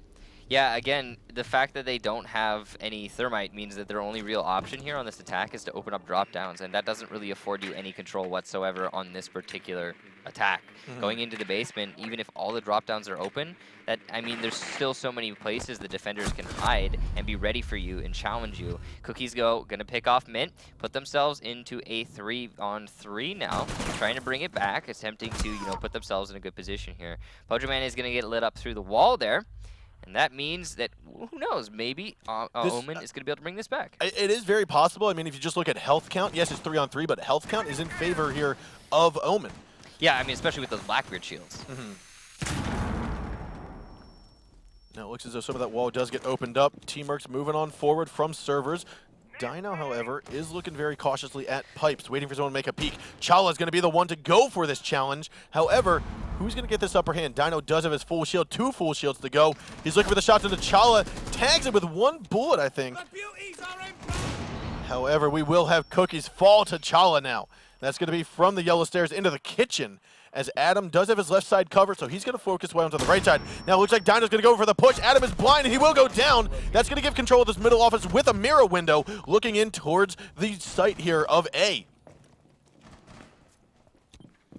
Teamworks is going to have to rotate around inside a kitchen, but he's got lots of angles he's got to be weary of. Pojo Man's close here onto the window. He does not have the C4 anymore. With 10 seconds left to go, Flashbang's going to go in. He's going to move on forward, goes for the shot there on the T-Rex. He gets 1. He's got a couple bullets left to go to Dino. It looks like Chala's going to grab it and flip sides. Going to take home this series 5-1 in what was almost a clutch here by Omen. I'm going to be honest. I mean, Omen, they were in a good position somewhat on that last couple seconds of the round. I mean, they brought it back to 3-on-3. The roam game was kind of an even trade, to be fair.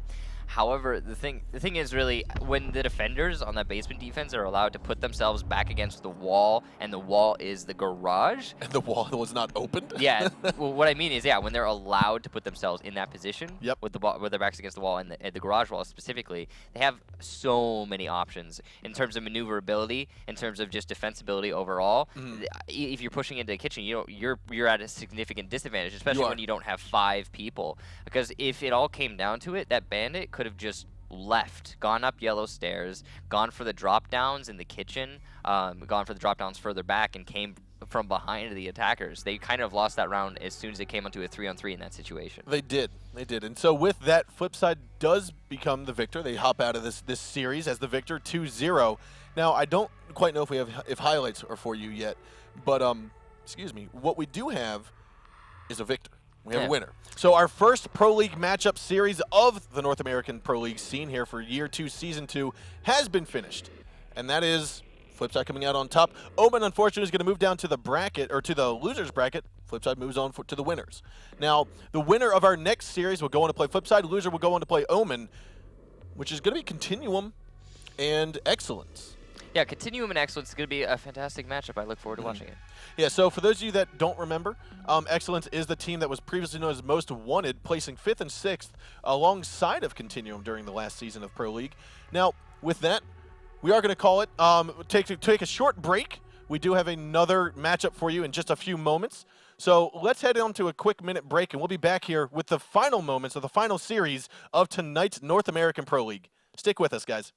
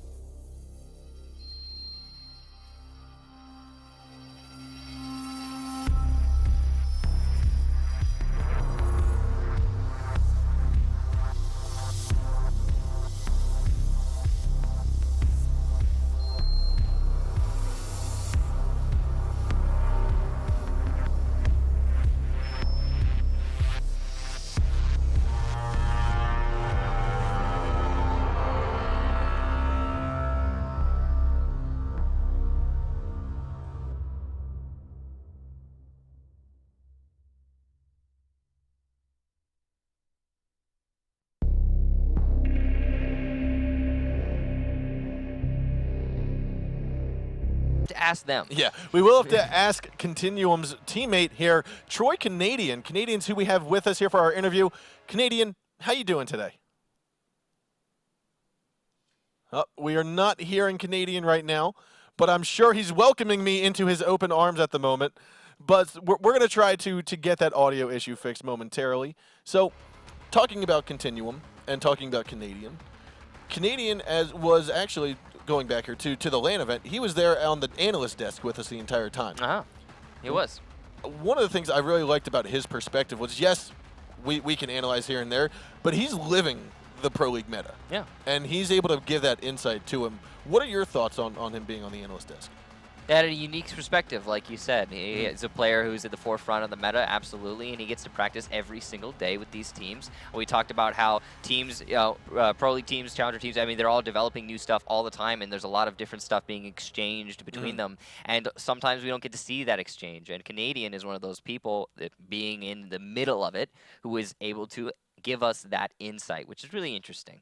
Yeah, now going back to the roster changes that we talked about, we know that Slash is no longer on Continuum, and we know that there's no longer Young on Continuum. Oh yeah, it was, I'm just remembering now, it was Jarvis and BC got brought on to Continuum, being taken off of Ominous, but all the same, I think we do have the interview ready to go, Yes. if I remember hearing production correctly. So Canadian, again, welcome. Hello, how There you guys doing? We are doing very well. How are you this evening? Doing great. I'm ready to go. Awesome, awesome. So you're here from Continuum, as everyone knows you by. We were just briefly talking about your roster changes. Do you want to enlighten us on the roster changes and how the people you have brought on are going to benefit your team? Sure. So we brought on BC and Jarvis from Ominous. BC was the in-game leader, and Jarvis was one of the main fraggers on the team. The two of them have known each other for 10 years, so they're really close. They have that natural chemistry between each other. And BC was the IGL, like I said, on Ominous. And for the longest time, I've kind of been looking to bring someone else into the team that could help me as far as the strategical side of the game goes, because it's always mostly been me kind of providing that. So now we brought BC in, and we have, not only do we have like the mid-game adaptations and counter-stratting that I've always brought to the table, but we have BC helping me outside of the game, and we have a huge amount of just strategies ready from the get-go. So a huge playbook. It's great. Awesome. That was one of the things I was going to bring up once you said that BC was the IGL for Ominous was, well, aren't you the IGL for your team? So how are you going to bring two IGLs and make it work together? But it sounds like you thought very thoroughly about that and that it's going to be something that you're going to take advantage of in your place today. Yeah. So like I'm still the IGL of the team, but yeah, BC brings a lot as far as the strategy goes outside of the game. And also in this game, a lot of the time you do need someone else to step up and make calls. So having two different players that can do that is really helpful. Awesome. And I remember looking at your roster, you also have a sub which is Retro, correct? And we never really thought he was an option until, the unfortunate disband. But since that happened, we just kind of tried to get our hands on him as fast as we could. Awesome. So always keeping your eye out on talent, regardless of what team they may be on. It's good to hear. Is there anything that you would like to bring up about your team or about the matchups tonight before we close out here? I think us against CTM is going to be a really good game. Hopefully, we put up a fight. I know we kind of have some. We played them in relegations, and they beat us after us getting the lead 2 times. So we want to kind of redeem ourselves there. Awesome. Well, good luck to your team today, and thank you for joining us, Fox. Thank you, you too. Thank you. So here we have a team which competed last season. They've changed up their roster a little bit, like every other North American team, and they're back at it again. New organization and hopefully a new vibe they're going to bring here to this season. Yeah, and here's their roster: Foxay, Gurmy, Brian, my man, and Geo. Definitely a team to be reckoned with, I'd say, and a little bit of an up-and-coming one at that.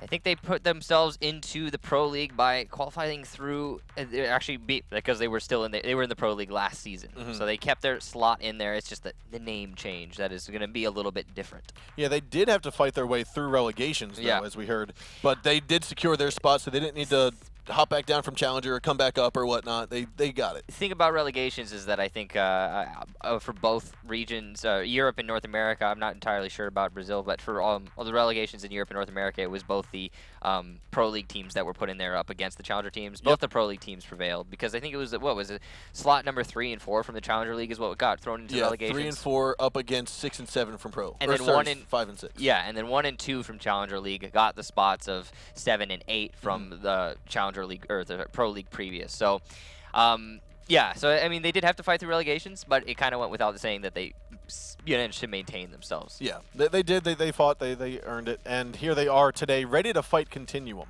Now, we're going to get underway with map bans in a moment here. With Excellence having some different players, with them having a different organization, do you think that brought a new vibe to them? Like, they said it themselves. Fox said it themselves that Geo is one of the most energizing people they've ever seen. Well, I mean, having a new player brought onto the roster that brings a lot of energy, that's probably going to help them and influence them in a positive way. I sure hope so. Depends on the energy, but yeah, I mean. See, the thing is, like, predicting and wondering about teams is all well and good, but like all of these teams that we're seeing now going into this particular Pro League season are different than what we saw them going in. I mean, so trying to predict what was previously known as Most Wanted, now is known as Excellence, is going to be near impossible with that 2 roster changes. Geo, like I said, with the energy is going to be changing that. It's the same thing with Continuum, though. I mean, Continuum still has 3 of their players they've had since the beginning, but those other 2 players that are being brought on now, are they going to be what brings them back into it? Because when Continuum brought on, when they had Slashug in there, he just didn't work with the team, not the right chemistry, and because of that, they didn't play so well. Yep. So it's too hard to call. I mean, so one of the things to take Till we away here see. is we had Flipside. I'm not entirely sure about Omen. I feel like it was Omen as well. Definitely Continuum, and we have Excellence here. They've all changed up in the eyes of many 40% of their roster, which is a drastic amount to change up. 2 out of the 5 players of their core roster they've changed up, On and that average, is a lot of stir up. Yeah. A lot of unknown that you're bringing in and taking away from a team. Yeah. So this whole season for North America is basically a new season. It's like which team will be the best? Well, Yes. only time will tell. Here we have the bans starting out, though. Excellence going to ban Bank, Continuum, Chalet. Consulate is the second ban for Excellence. So no real surprises here, I would say, overall. However, there's still a Coastline and a Skyscraper. I'm going to venture we're going to at least see 1 of the DLC maps played. We've still got 3 in the pool here right now, and I don't think they're going to be the last 3 we get banned. I think we'll likely see a Oregon, I think we're going to see Border, and Cafe. Yeah.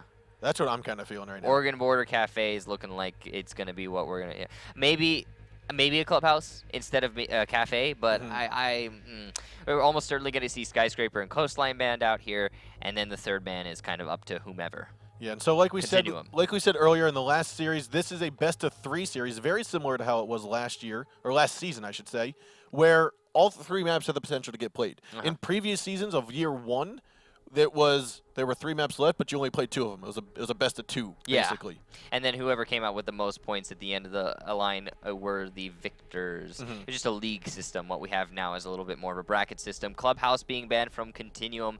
That means there are still 3 DLC maps. Coastline's going to be banned out. I'm guessing Skyscraper's next, which means we're going to see Border, Oregon, Cafe, and Border. Yep. Yeah, and Oregon.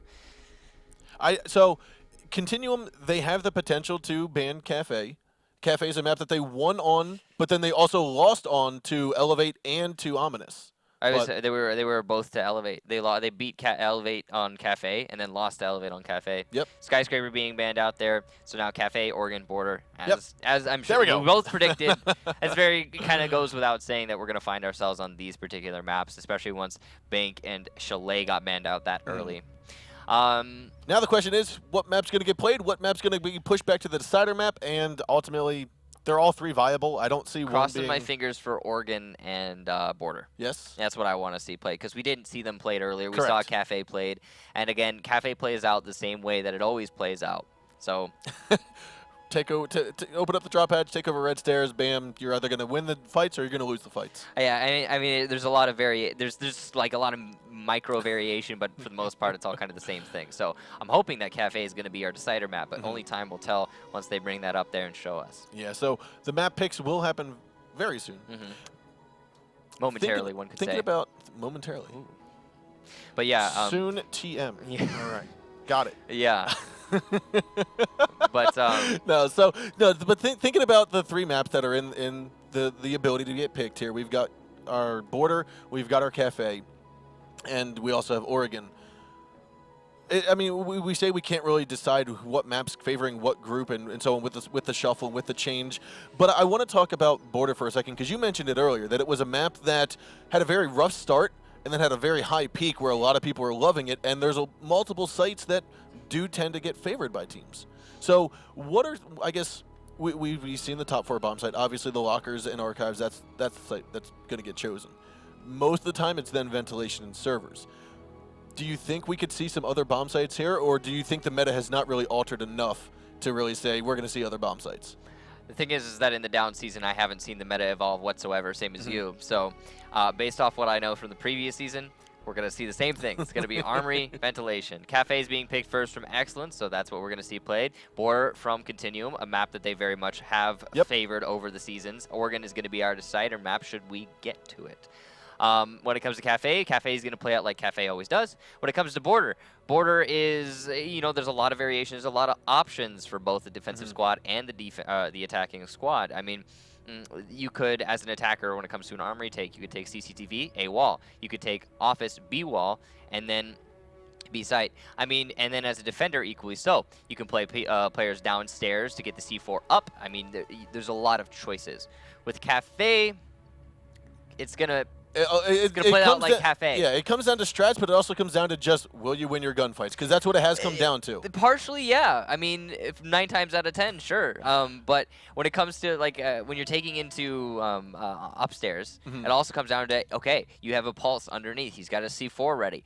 Are the attackers going to be hunting down the roamer? Are they going to win that? Or are they going to lose that challenge? I mean... There's a lot of different variations involved, but again, it just all has to do with the same exact corner of the map. And here, as we get into the match, we'll see exactly how things play out. It is that northwest corner everything's going to be taking place on, and we will be seeing Blackbeard, Ash, Sledge, Hibana, and Twitch coming out for the attacking squad. That is Excellence. And then we are going to be seeing Bandit, Jaeger, Smoke, Pulse, and Mira coming out for the defensive squad on Continuum. Yeah, and with Continuum, the choices that we've seen here kind of show me that the meta hasn't changed. We've seen the same stuff. We see Pulse getting chosen underneath. The one thing that's different than Flipside's hold is instead of there's no mute. They've also not opted to go with a Valkyrie, but at the same time they are bringing that Jaeger. They are bringing the Bandit. And the C4 on that Pulse from underneath is, again, Flipside was bringing that. However, you know, like that C4 for Pulse underneath is pretty stable to what we expect to see on this particular defense. Based on the operator selection, it's likely we won't see very much contention in the Piano itself. However, the drop down being opened means that Jaeger looks like he's going to play in Piano until he's pressured so hard that he has to leave. And then as soon as he leaves the Piano room, as you can see from that hole that was opened up right in front of Piano door to Cigar, he will be able to challenge onto Cigar from underneath Piano, which is going to be a really interesting fight for NVK to take. Now, Fox has bolted up to the top of the roof. Within 20 seconds, he was up here. Now, that's going to be very useful because then it stops a lot of rotation. If he might be able to catch one of the defenders off guard if they were late to getting to their position. We've seen it happen before in Pro League matches where there's a player who's rummaging around in bar trying to establish himself and then, oh no, the skylight, I'm dying. You said, oh no, at the perfect time there. I thought he was going to die by the Claymore for a second. I was like, he just rappelled down onto the Claymore. Yeah, a little bit of a brain fart.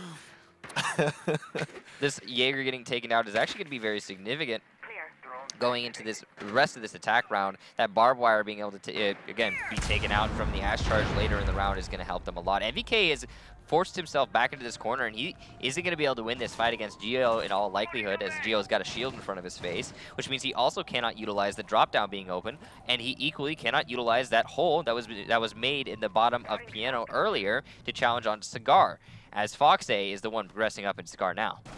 Yep, so Fox is going to push his way into Cigar Lounge. NVK able to dash past the bullets. He's now heading down white stairs, looking like he might try to rotate around. Gas grenade from Smoke. That's Necrox is going to push back Fox. Looks like he's taking about half of his life away.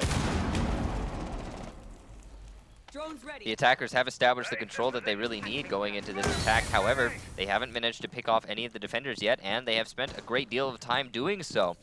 Now they're poised, but at the same time, they are going to have to execute perfectly in order to beat a team like Continuum as they push in. That mirror window that Necrox has to play with is actually going to give them a really good position to anchor on. NVK coming up, though, from the flank. Looks on up through the hole that was made in the wall up to the drop patch. Able to take down Geo as Jarvis and Canadian will fall to Fox and Maman. Now Fox is moving his way into the bar. He's looking in towards Freezer. Necrox, if he peeks himself out a little bit more towards the white stairs, he will be poked out by Fox. Now a 3-on-4 is going to ensue. 30 seconds left to go, and it looks as though Diffuser's in the hands of Brian, but NVK is going to stop Maman from moving forward. Fox is still trying to catch out who's going to be over here by the cocktail lounge. Looks like Flashbang's going to go flying. BC's going to fall after he tries to get one kill, but Necrox will take him down and then be traded up by Gurmy. Diffuser does get planted. Fox has been injured. No, he's not. He's still got 1 health and a dream out there by the Freezer. Gurmy's now trying to get him. Has he been injured? No, he has been injured. Okay. He has been injured, and therefore the only attacker left alive is Gurmy. He was successfully got on outside very quickly, and now he's back up to the roof to try to take an angle here to make sure that the diffuser will not be destroyed. BC's going to try to hold it down as his buddy goes for the diffuser. Looks as though they are going to go for the hit here. Gurmy still looking. He's just going to poke on up, goes for the shot, but he misses, and it looks as though we will have Continuum take home their first round. If there's any one player you can rely on to cover you as you attempt that defuse, it's going to be NVK. Hitting that perfectly timed shot onto the Twitch was well played. I mean, it was good. It was good on Twitch to put himself in that position too. Yep. Like the reads were excellent. However, just can't win that fight, unfortunately, and because that, well, actually, technically he traded, to be fair, but he still didn't win the fight. Yeah. But anyway, the round overall as a whole played out how we really expected it to. It was a little bit closer than I was honestly expecting. It seemed like Continuum had a really good position to hold there. However, it kept Excellence kept trading back and forth, so good on them to put themselves in the potential victory. They did do very well, and Fox being able to get into the bar and stay there for what I would say would be a long duration was kind of something that I was like, Continuum. Well, the way Continuum was holding that was super, I hate to say retake again, but they were kind of set up in a retake. I mean, we saw a mirror window on that east wall in the mirror, in the freezer, looking into freezer. So Continuum were expecting the attackers to take control of freezer to push in hard, and Excellence gauged themselves properly and didn't do that level of aggression. They only took what they needed. They got the diffuser plant, and then they backed off. Unfortunately for them, Continuum were really good at retakes, and it just didn't work out well enough for them. Now Fox is going to throw a cam very similar to what we saw Hot and Cold doing previously in this series, and they have opted to go for that mute like we saw Mint going. So they aren't not going to pick up the Pulse, they're not going to go for the Bandit. Instead, this is looking all similar to a flip side hold. And we'll see if it works out similarly. First round, Flipside did this strategy. They lost it. Second round, they had a spectacular ace from Mint. BC is going to be challenging onto the mute from those west windows. Just looking for that angle, not likely to find it. Reloaded! Let's see what happens. Yes, be careful of a run out here. The mute could simply just press spacebar, put himself in a good position to get the kill, but I don't think Gio's going to take that risk. Yeah, he's sitting in a good position right now. I mean, the piano wall towards the top of red has not been opened up yet, so he's here just wasting time, making sure that it's not going to go in favor of the attackers. Fox, however, is also going to take the fate of this round into his own hands, taking out NVK as the sledge.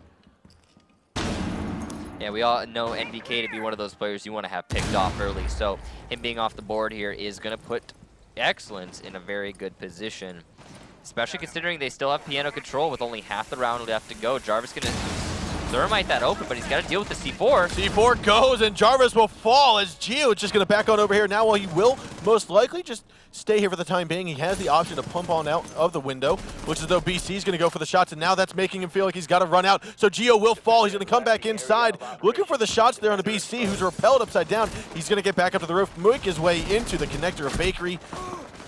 And there will be the escape that Gio was looking for. Canadian will take the deagle to Fox, it looks like. No, sorry, Canadian was not the Blackbeard, so he didn't have the deagle, but instead we will see that SMG-11 kill, and that will make it Continuum. Last man alive is going to be BC. He's here inside of the cigar shop. He is disoriented. He saw one shot there. He goes for the kill. He gets one disoriented here. Now, can he hold it off? He's got to look for this yokai, If not, the Yokai is going to get its shots recharged, and therefore BC will just be in a never-ending loop of disorientation. Brian's going to be here inside of that bar backstore, inside of the freezer. BC now moving on forward. He's just getting called out here. Gio waiting for the shots. He's being told right to the side. Will he go for the shot? He's going to hold the softer angle. BC not feeling, and there's going to be the softer angle. Gio gets the kill on BC. We're going to see Excellence take home round number 2. That was some really well gauged aggression from Excellence, only peeking what they needed to, and at the perfect moment, you almost saw Blackbeard get picked off on the window as he was repelled, attempting to chase down one of the other defenders who ran out on him. However, he narrowly escaped with his life. Overall, just good defense at the top floor from Excellence. I mean, they held their line firm in the sand on the floor itself, and then meanwhile, they also had to maintain control over the piano for the majority of the round as a whole. And you know, again, kind of what we expect. When we saw Flipside versus Omen earlier today, it was the case that the Omen only were successful in defending that top floor. So the real question is who's going to be successful in defending this floor, the train room. This is definitely the more difficult site to hold. Yeah, one of the things I'm thinking about from that previous round, Gio had hopped out of the piano room down onto the bakery roof, went on over to bakery, and what I'm thinking about is how much rotation you can have on this map, even when you might be outnumbered or when the attackers have control of one stairwell or another, because being at the very top of the floor, able to go all the way down and then come all the way back up into the bathroom where you got the final kill there onto Blackbeard is like, how couldn't you pinch him off? And that's one of the benefits of this map being for defenders. You have a lot of versatility with rotation. Oh, absolutely, yeah. Attackers dropped the diffuser. Attackers have recovered their diffuser. Now, it is going to be curious to see how Continuum choose to defend this. Are they going to be investing extremely heavily in the top floor? Are they going to be investing in the site? Are they simply going to go for the retake strategy, playing in reading? Only time will tell. Right now, they do have 2, I believe, defenders upstairs. Canadian looking for the C4 through the drop down. Looks like he is going to barely miss it. Gio going to be able to run past that, unfortunately, for Canadian. And it looks like the attackers... Ooh, NVK kills Gio on the top of the cooler. Or the AC unit, or whatever that is, the ventilation unit. And that's gonna be quite a kill and actually prevent, or at least make Excellence hesitate before getting back up there. However, Fox, being the courageous Ash that he is just gonna say, okay, let's time to push in and go for a kill here. Yeah, so NVK, he was playing directly underneath the skylight because he knew it was almost certain that somebody... Ooh, Canadian, meanwhile, is going to pick off Brian now, a 5-on-3. It's looking pretty bad for Excellence. They have Gurmy playing out on this balcony. They're looking for some sort of control, but they're not likely to find it. Fox has taken control of the red stairs at least. However, that's not really much to work with. Canadian, playing underneath the red stairs, is going to be able, with that pulse sensor, is going to be able to gauge his push perfectly. NVK is still upstairs. I mean, there's not a lot of ground covered here from Excellence. Yeah, now Fox is making his way here towards NVK. My man's going to drone out NVK here momentarily. Will Fox go for the immediate push? Will not. He's going to go for a little bit of a slower, and NVK has already fallen downstairs into the laundry room. Yeah, that's good on NVK to read that situation. All right, there's a drone. There's probably a player behind it. I don't need to fight this. I don't want to fight this. Let's keep the man advantage, keep the time advantage, and there's only 1 minute left for these remaining 3 Excellence players to make this push happen. Yeah, see, Gurmy's in quite a predicament at the moment, because if he comes into that second floor hallway by the red stairs, he now needs to worry about his left, in front of him, behind him. There are about 5 different angles that Blackbeard has to look at, and Blackbeard is tremendous at looking at one direction, one angle. Yeah. Going up against 5, his shield is useless. However, it looks as though Fox found the one angle onto BC that he needed to and taken out BC's head. Now it's a 4-on-3. 30 seconds left to go. Canadian will take down Gurmy. There's that 5-angle charade that he was looking for. And we will have Necrox picking up the SMG-11 kill on my man as Fox gets another kill there on a Canadian. That is, I believe, 2 kills for Fox. He needs to get 3 more. It's a 3-on-1. He will pick off no one as NVK comes poking around from the reading room to just take out Fox, and we'll have Continuum securing round number 3. So, Excellence. They lost the fight upstairs, and then they lost the fight downstairs, pretty much. I mean, if you can't take control of the top floor as an attacking squad going into a train attack, it doesn't really matter what else you do. I mean, MVK was allowed to stay upstairs for 2 whole minutes, get a pick, and then walk away until later lock out the round on that final kill on the Foxay. Yep. And there's not really much else to talk about. I mean, taking top floor is the step numero uno, and if you can't get it done, then step numero dos and tres don't really follow. Yeah, this is one of those things that if you're going for a top-down approach, which most teams do, you need to make it a top-down approach. Exactly, yeah. So now we are going to be seeing CTM thrust onto the same exact attack that we just saw Excellence fail. Now, it could go the same way, as, again, this is the sort of thing that if you can't take the top, then it's going to be a struggle. We aren't seeing a Mira, which is kind of interesting. A lot of teams, when they're defending both of the floors, will bring the Mira to put in the freezer. Neither of these teams opting to do that. And a castle, in fact, for Excellence. I wonder where those barricades will be used. Interesting. At least one of them is used on the east door. Now this is looking similar to how we saw Flipside try to set this up with keeping men off site as much as possible. We might be having Brian and Gurmy on site. It's likely we're going to see Gurmy stay on the site. I'm not sure about Brian. Nope. Who knows? Only time will tell. He's going to get his reinforcements down, and then we'll see what he does. But at least Gurmy will likely be sitting on the site. One player makes a little bit of sense. I mean, you can have, you know, some coverage of the site without having to force a full retake. 2 players I'm not so sure about. However, Gurmy is playing in B, which is a little bit safer. We'll see how exactly it plays out for Excellence, though, going into this round. Only time will tell.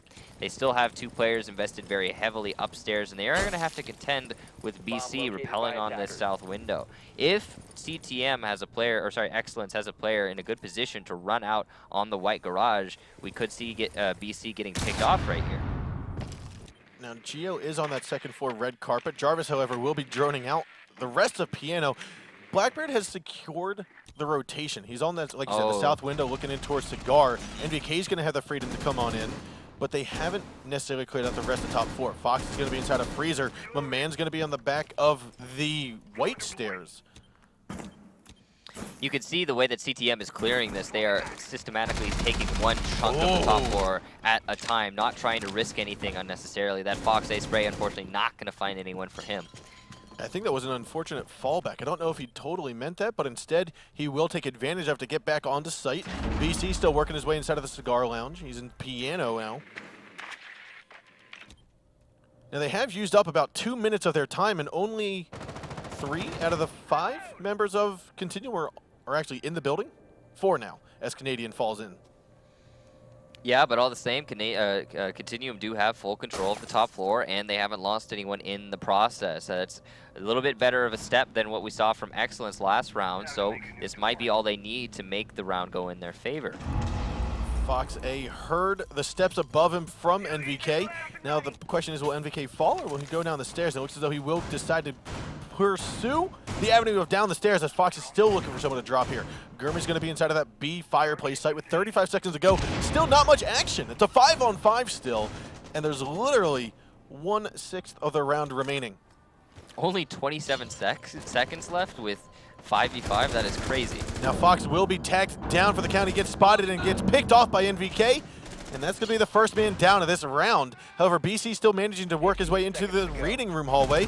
Gurmy gets taken out by Canadian, who fell on into sight. And that's going to be Geo taking out BC. So a 4-on-3 diffuser gets planted. Geo gets one as my man gets another. Now there's only 2 left here for Continuum. It's Canadian and Jarvis, as Jarvis finally gets his first kill of the game here. And that's going to be Brian falling to the bullets. So a 2-on-2. Now you've got our Jaeger underneath. That's my man. He's going to try to come up from the kitchen, from the half stairs, trying to catch someone inside of the middle hallway. Jarvis is working his way inside of the mining room, waiting for Geo to make a push. They're going to have to go together here because Jarvis has one angle down. And they also have Canadian, who's flashing around. I believe he's going to be inside of the train. Looks as though he's going to be on the tucked away. Geo gets one. Can he get the other? He does, and it's going to be Excellence trying to get this clutch, and they will successfully get it. And it's going to go to a 2-2 now as round 4 goes in favor of Excellence Gaming. Interesting, and a very well-timed retake there from a man and whomever was playing Castle to bring themselves back into that round. Continuum, they had full control. Strategically, they won the round overall.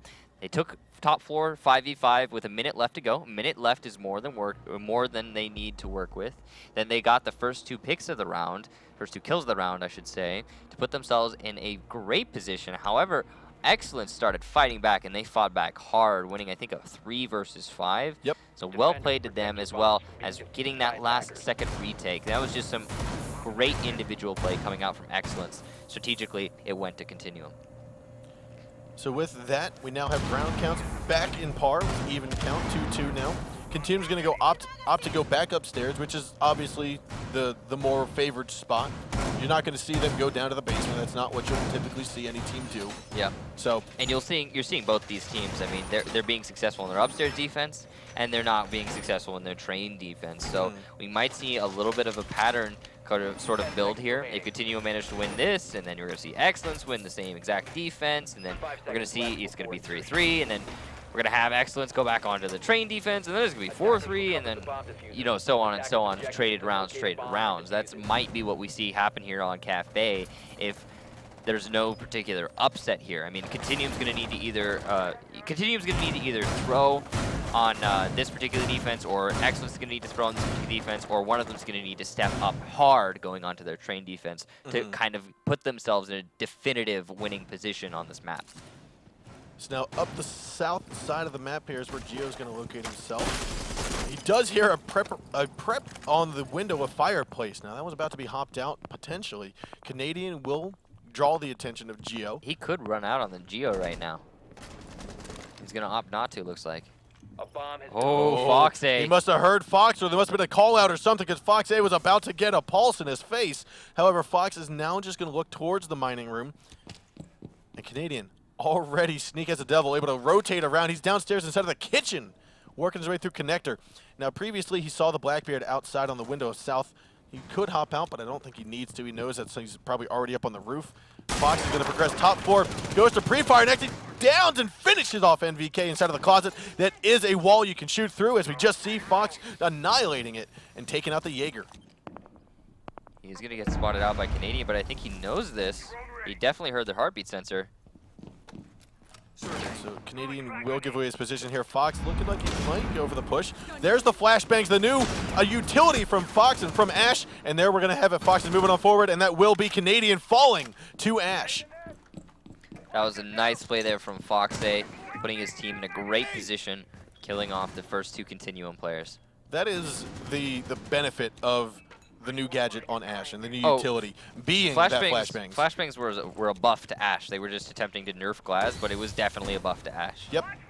I mean, as an entry fragger, you have flashbangs now? Oh, forget about it.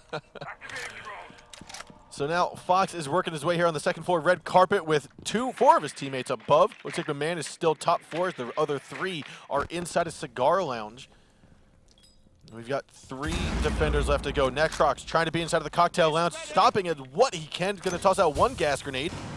Looks as though that might do a little damage, not too much though. So with that, more flashbangs are being tossed on out. Gio's going to try to rotate and move forward. You saw him rush with the Deagle. Another flashbang going out, but we already have Necrox rotating around. Jarvis going to be inside of the freezer. Now he's going back to cocktail lounges. Necrox goes for a kill, but misses. Fox, my man, and Brian each take down the final 3 members of Continuum, and they are going to go up 1 count in the round count now. So this was the step up that we needed to see coming out from either of these teams, and it just happened to be Excellence with an excellent push. Yeah, exactly. An excellent take, starting things off. Fox A very strong on that Ash, getting those first 2 picks on the Roamer, and the NVK sitting in the cigar room. That's Canadian and NVK. That's 2 of the impact players for Continuum off the board early on. Then a 5 versus 3 as a team. They simply pushed into the site, locked things up nice and tight. So the step up coming from Excellence, putting themselves in a great position now. All they have to do is win the easy defense on the upstairs, and they're on match point for map number 1. Excellence looking extremely strong. Yeah, I think if Canadian being the pulse that was basically blinded by Fox at the bottom of Baker, bottom of the red stairs, I think I'm not entirely sure if Canadians knew that it was Fox or knew that it was an Ash. If so, you need to rotate on out of there. You know that she probably still has her flashbangs. To be fair, I mean, there's still like a little bit of adjustment. There is. There is still adjustment, I guess. That patch was fairly recent. Less than a week. Yeah, it's entirely possible that he was like, oh, that's right, smoke grenades, flashbangs. Yeah. Oh, yeah, that one. All right, I'll give Canadian the benefit of the doubt on that one. You know what's interesting to see, though?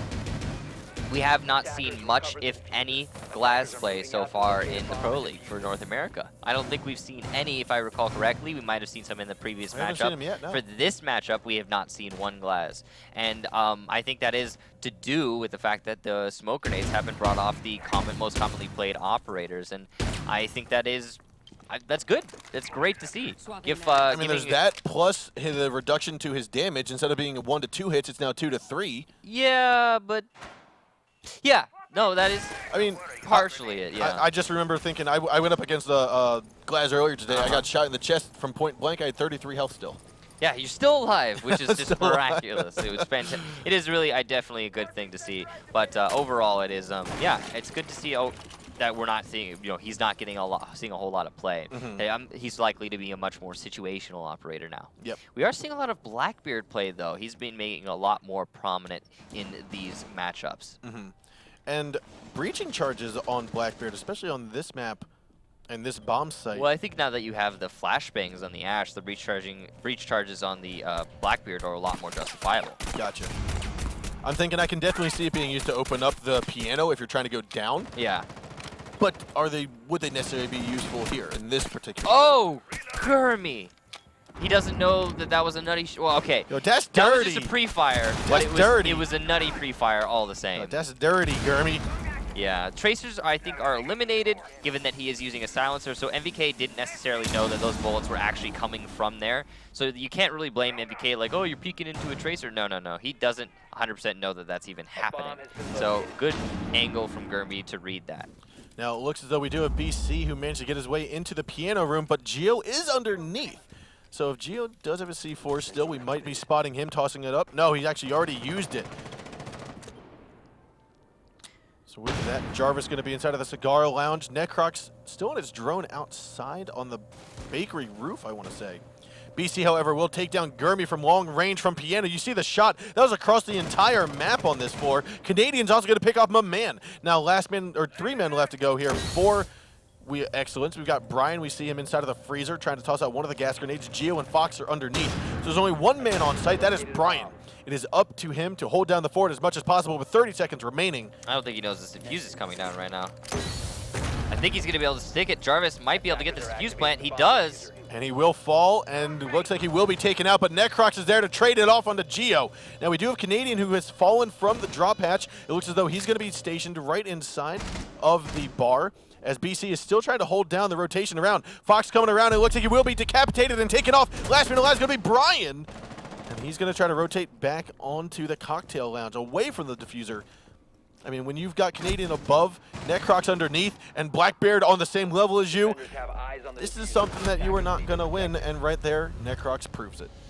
So, let's talk about that round. Excellence, they had a good start to things. Good some picks on the board, you put yourself in a man advantage, but they lost control of Freezer. And then, that wouldn't have been the end of the story per se, given a normal setup. However, because they opened up the secondary freezer wall, I think it's the east freezer wall, but the one that's facing towards the A bomb site, that gave Blackbeard the line of sight all the way back onto their deepest, most important linchpin of an anchor.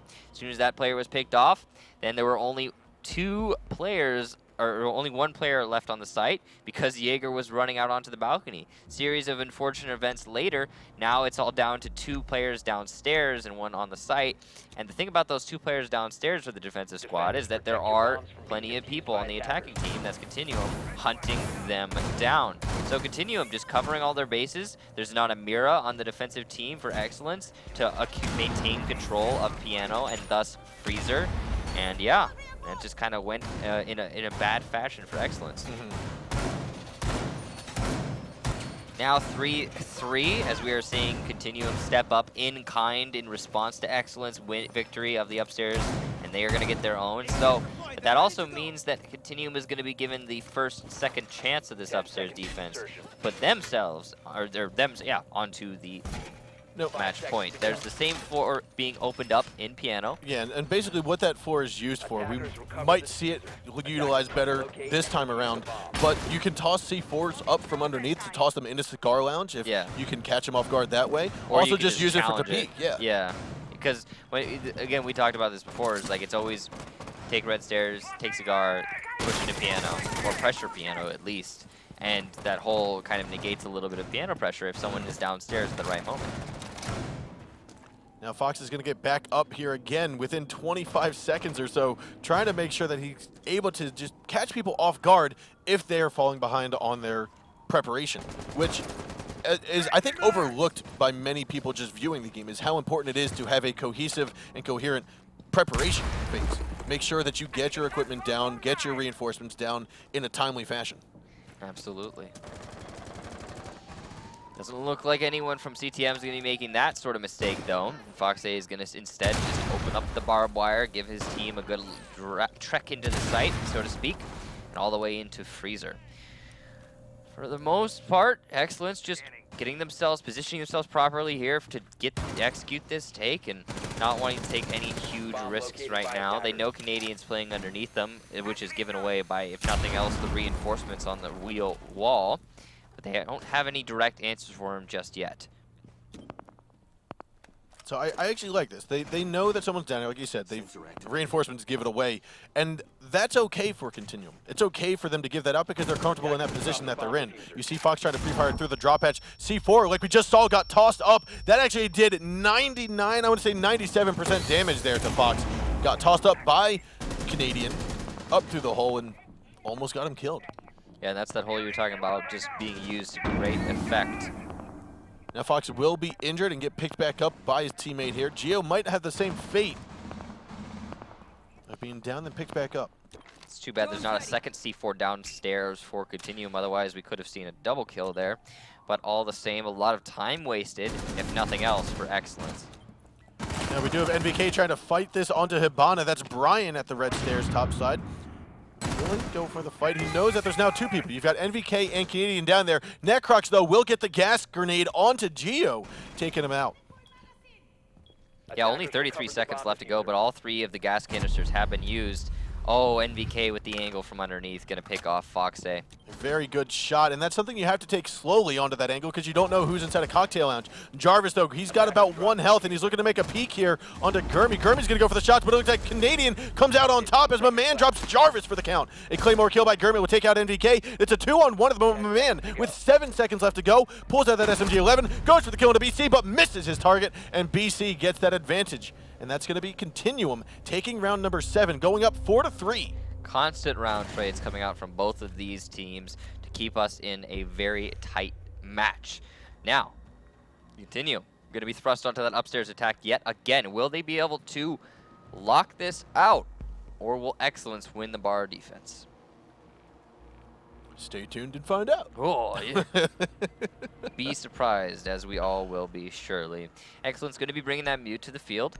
That's likely to mean, or that's going to mean that they're going to be playing in mute in the piano yet again. Didn't work out for them the first time they tried it, very much so, in fact, I believe. Allowed them to win that round. We'll see if it works out for them yet again. Now, stay tuned and find out. Knowing that Excellence did not bring a Miro last time, would you expect Continuum to bring Hibana and Thermite? I was expecting, okay, Thermite to open up the wall into piano and then Hibana to open up the Miras, but they didn't bring a Mira last time. I think the more destructibility options, the better. I mean, the great thing about Hibana is that she's not really a sacrifice in any freaking department. Like, she's not only can she open up into reinforced walls, but also she's a great fragger with 2 really good guns and flashbangs, if not a claymore. Yep. So she's effectively a second Ash, so why not bring her, really, is the reality of that situation. You could bring a Thatcher, sure, but I mean, you'd sooner sacrifice a Sledger or a Blackbeard. Keep the Hibana on there, why not? Yep. But I am really kind of surprised by Excellence, not bringing that Mira to the field. It did work very much against them, the fact that they didn't have a Mira that last time they were fighting this top floor, and that could be what spells their destruction here again. It costs them not only this round, but in turn, the map as a whole. So this is, like we said, map number 1. Match point for this map. Winner will, if CTM takes this round, they will take map number 1, and we'll move on to our second map of the evening.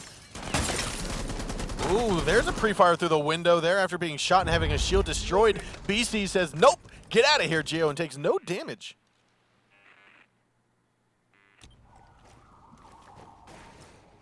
We are seeing NVK very cautiously peeking down through the top hatch of this top of the red stairs. Not seeing anyone just yet. Looks as though we are going to have Jarvis be the forefront to open up the wall here with Diffuser in hand. There's just Jammer, I believe, that is preventing that. So that will be, I believe, NVK hopping onto the window on south. Was that the west side? East side? Some side of the building to get rid of that Jammer. BC's also going to rappel in through those west windows. That's going to give them some control of Piano. But meanwhile, NVK getting picked off by a run out from the Jaeger. Also rappelling on that west window is going to put the man count back in a 4-4 situation. Good, again, well-timed aggression coming out from Excellence. And that's what we saw on their first defense of this particular floor that allowed them to win it.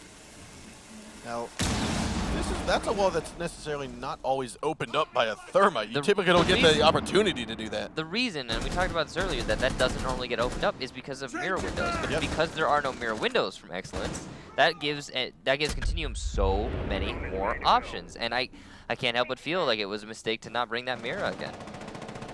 Gurmi's head is very close to being seen there by BC, going again for the long-range shots. I think he spotted him, but now he's just waiting for the perfect opportunity. Jarvis trying to cause a little distraction here by the corridor of white stairs, leading into the piano room.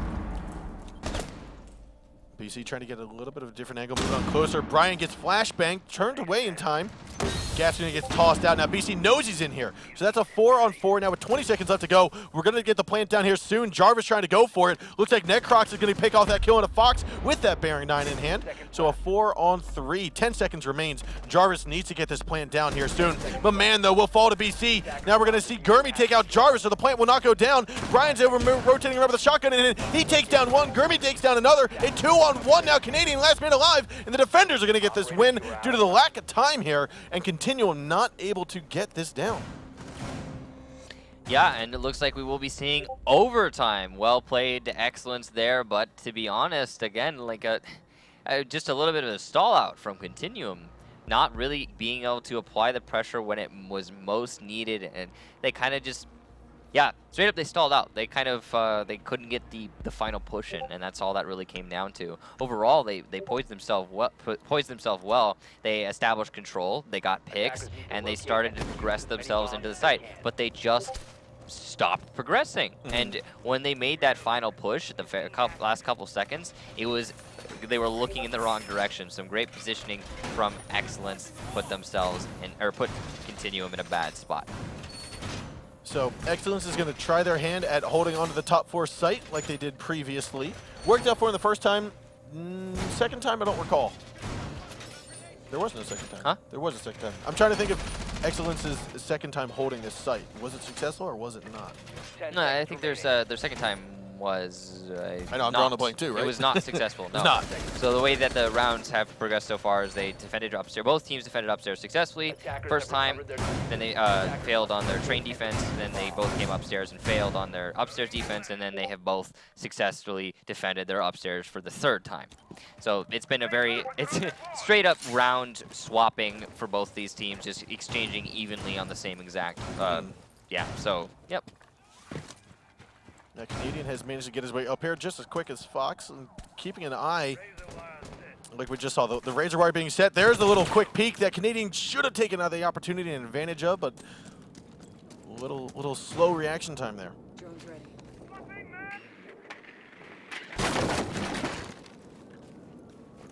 We are going to see Continuum try to take over again the top floor red stairs, as we've seen every team try to do. They're also at the same time going to work into piano room. Now the question is, with Excellence keeping the same kind of setup they've done before, Smoke's going to be in freezer. Oh. No. See, this is how Excellence is winning these rounds, by the way. This right here, this is all that is causing them to win these rounds on the upstairs defense for the most part, is it really just comes down to this well-timed aggression outside that gives them the man advantage early on. If it weren't for that, they would be struggling a lot more. I mean, they're not bringing that mirror window, which is putting themselves in such just an awkward position each defense. But Continuum seemingly are not prepared to deal with that. And it's working for Excellence, to be sure. Now, BC does have a pulse underneath of him. He also is going to spot Fox and takes him down. What a shot, what an angle there from BC, looking down at the perfect time. Geo is tucked away inside of that middle train. Necrox, however, will drop Geo as he pushes on in. So that's the Pulse and the Valkyrie down. Both of the C4s out for the count. That's going to be massive good juju here going towards Continuum in this in the potential final round, or first round of overtime. Yet again, they are opening up that wall into Freezer with no direct challenge because there is no mirror window. There's no Echo drone on the other side to stop it. I mean, this is going to give them so much control, especially with 50 seconds on the board and a man advantage. So 3 on 4. Brian still tucked away inside. He's used off one of his gas grenades. He's going to toss out another here. And that's one of the uses of the Hibana charge. Again, being very useful is shooting that pellets and getting rid of the ADSs. NVK tosses one nade into the freezer, and down will go the smoke.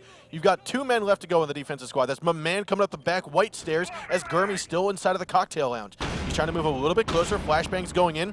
Jarvis going to peek on out. Looks like he will be taken out. He almost sees BC. Shots are going flying, and Gurmy, for the time being, is able to hold it down. My man's got to make a perfectly timed push. He's going for the shots there. Looks like Necrox will fall. Gurmy's still alive. The plant's got to go down. 7 seconds to go. My man's going to tag on NVK. Last man's going to be BC. And can he get the plant down? He does not. Defenders are going to win as Gurmy takes off the head of BC, and that is excellence. Playing it very excellently. That's just going to keep going. It is. It's going to keep. It's going to be a We're both thing. going to use that into the end of the world. Like flip side. On the flip side. On the flip side, they But yeah, that was a great 2v4, I believe it was, from Excellence to keep themselves in this match, or put themselves now on overtime match point. However, Continuum now are going to be able to defend the same floor. So it lends to reason that we will be seeing a 5-5 and likely an 11-round match here on Cafe. So that last round, interesting, man. Very interesting. The way that Excellence is defending that top floor, at first you want to openly critique it, but it seems to be working is the dilemma. I mean, they're doing it so counter to the current meta right now, and that they're just not bringing a Mira, and that is in of itself like just so different, you know. So out of the meta at the moment. When you don't have it, when you just forfeit control over Freezer. But the thing is that used to be the standard meta before Mira got brought into things, before that, you know, she became part of it. And it worked still for the defenders, you know, just simply allowing the attackers to take control of that freezer wall and open it up and keep your smoke all the way in freezer. Use his smoke canisters to, you know, delay that push and going into the final seconds of the round. And, you know, other than that, just used his SMG-11 to win the fight. So it's a little bit of an older meta that we're seeing. Yeah, this is a nice spawn. I was going to say NVK might have just gotten wall banged because Fox's drone was there. Now, luckily, he did spot it in time and relocated. But yeah, so it's a little bit of an older meta that we're seeing coming out from Excellence on that top floor defense. But again, it's been working out for him. So, hey, there it is. And we'll see exactly how it is that Excellence choose to try and attack this particular floor this time. If they make something happen here, this could be fantastic for them. Of course, it would result in them winning the map as a whole, but you know, it would be a spectacular way to win. Now it looks as though Geo will spot out NVK, and not quite sure where he's going after.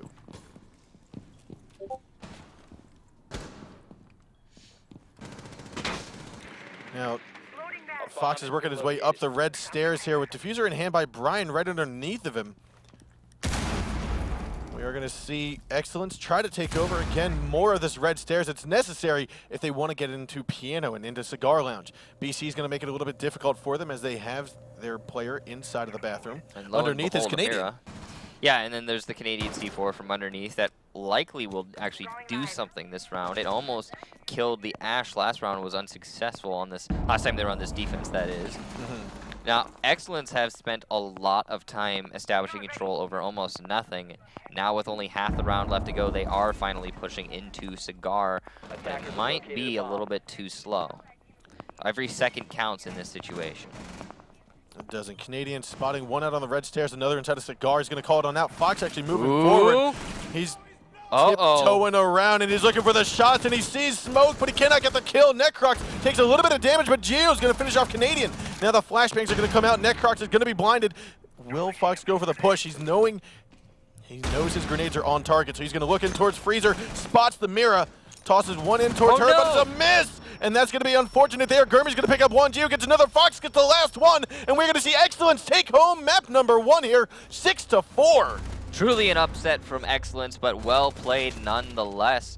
Very good job there on that particular take. Now, they did spend a lot of time pretty much controlling the roof and just looking for the avenues in, but they saw a clear avenue all the way into the site. A lack of barbed wire on the doorway from Cigar into Bar. Now, that might have been ashed, maybe, but all the same, allowing a player to walk in after the barbed wire has been ashed, which by what I mean by that is you're not holding the hard angle into the Cigar door. You don't have somebody on cams ready to make that call so you can peek in holding the soft angle. I mean, that was treacherous. I mean, how can you let someone walk in through Cigar into Bar? It's just that really cost them the round. I mean, meanwhile, you did see the, Excellence players winning engagements. Well, you didn't see it, but you knew it was happening. Excellence player were winning engagements elsewhere. But all the same, as soon as that Ashe managed to get herself into Bar, then wasn't contested at all, that was pretty much the end of the round.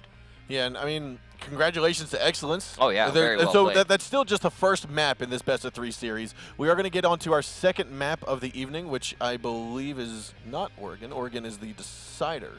I believe. No, is it Oregon? I think it's Border.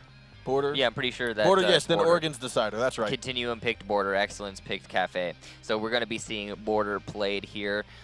Excellence versus CTM. Now, Border is a map that very, very heavily favors, I would have to say, CTM. That is one of their maps that they've played very well on in the past. Say so. They have a lot of experience on it as well, playing against some of the little bit, like the newer stuff that we like. For example, we saw from Dexterity in the Invitational. Yep. So, wouldn't say newer stuff. That was ages ago, but you know what I mean. The variation. Can you believe that? Well, I guess the Sixth Invitation was 4 months ago. It was a lot. You know, it 4 months. It doesn't feel like a long time ago, but it actually was. In scale of time, it was. So. But no, so that is the end of the first map, and we might have highlights here in a moment, or we might have them at the end of the series. But with no highlights, with we'll this see them at the end of the series. With this mapping going to Excellence, we talked about it previously with Flipside finishing out very strongly and keeping that momentum forward to win map number 2. Now, Excellence didn't win this as decisively. It wasn't a 5-2 like Flipside won over Omen. But at the same time, you have to think that, like, we heard, I think it was Fox say, like, we think we can beat them. We hope we can beat them. It wasn't a definitive, we can beat them. So I think this momentum will help give them that confidence to continue forward into map number 2. You know, I have to agree. I mean, towards the end there, especially that last round, what was supposed to happen, according to what has been happening, which is just rounds being traded back and forth, is that Continuum were supposed to win their upstairs defense, and Excellence was going to go down into the train, and then Continuum was going to win that attack, but that's not what happened. All the same, time to get underway with map number 2 here on Border. Let's take a look at those operator selection choices as we have CTM starting out on attack, and Excellence starting out on defense. Blackbeard, Thatcher, Habana, Ashe, Thermite versus Mira, Smoke, Jaeger, Bandit, and Pulse. No big upsets in any of these operator selections, although, you know, something that's great to see about the operator selection in the game as it is right now is that there isn't just like an operator that you pick and you go, oh my gosh, they decided to bring that into the match. I mean, you could say, for example, Tachanka or Blitz, but other than that, not much. Kapkan as well. I mean, we don't see much Kapkan.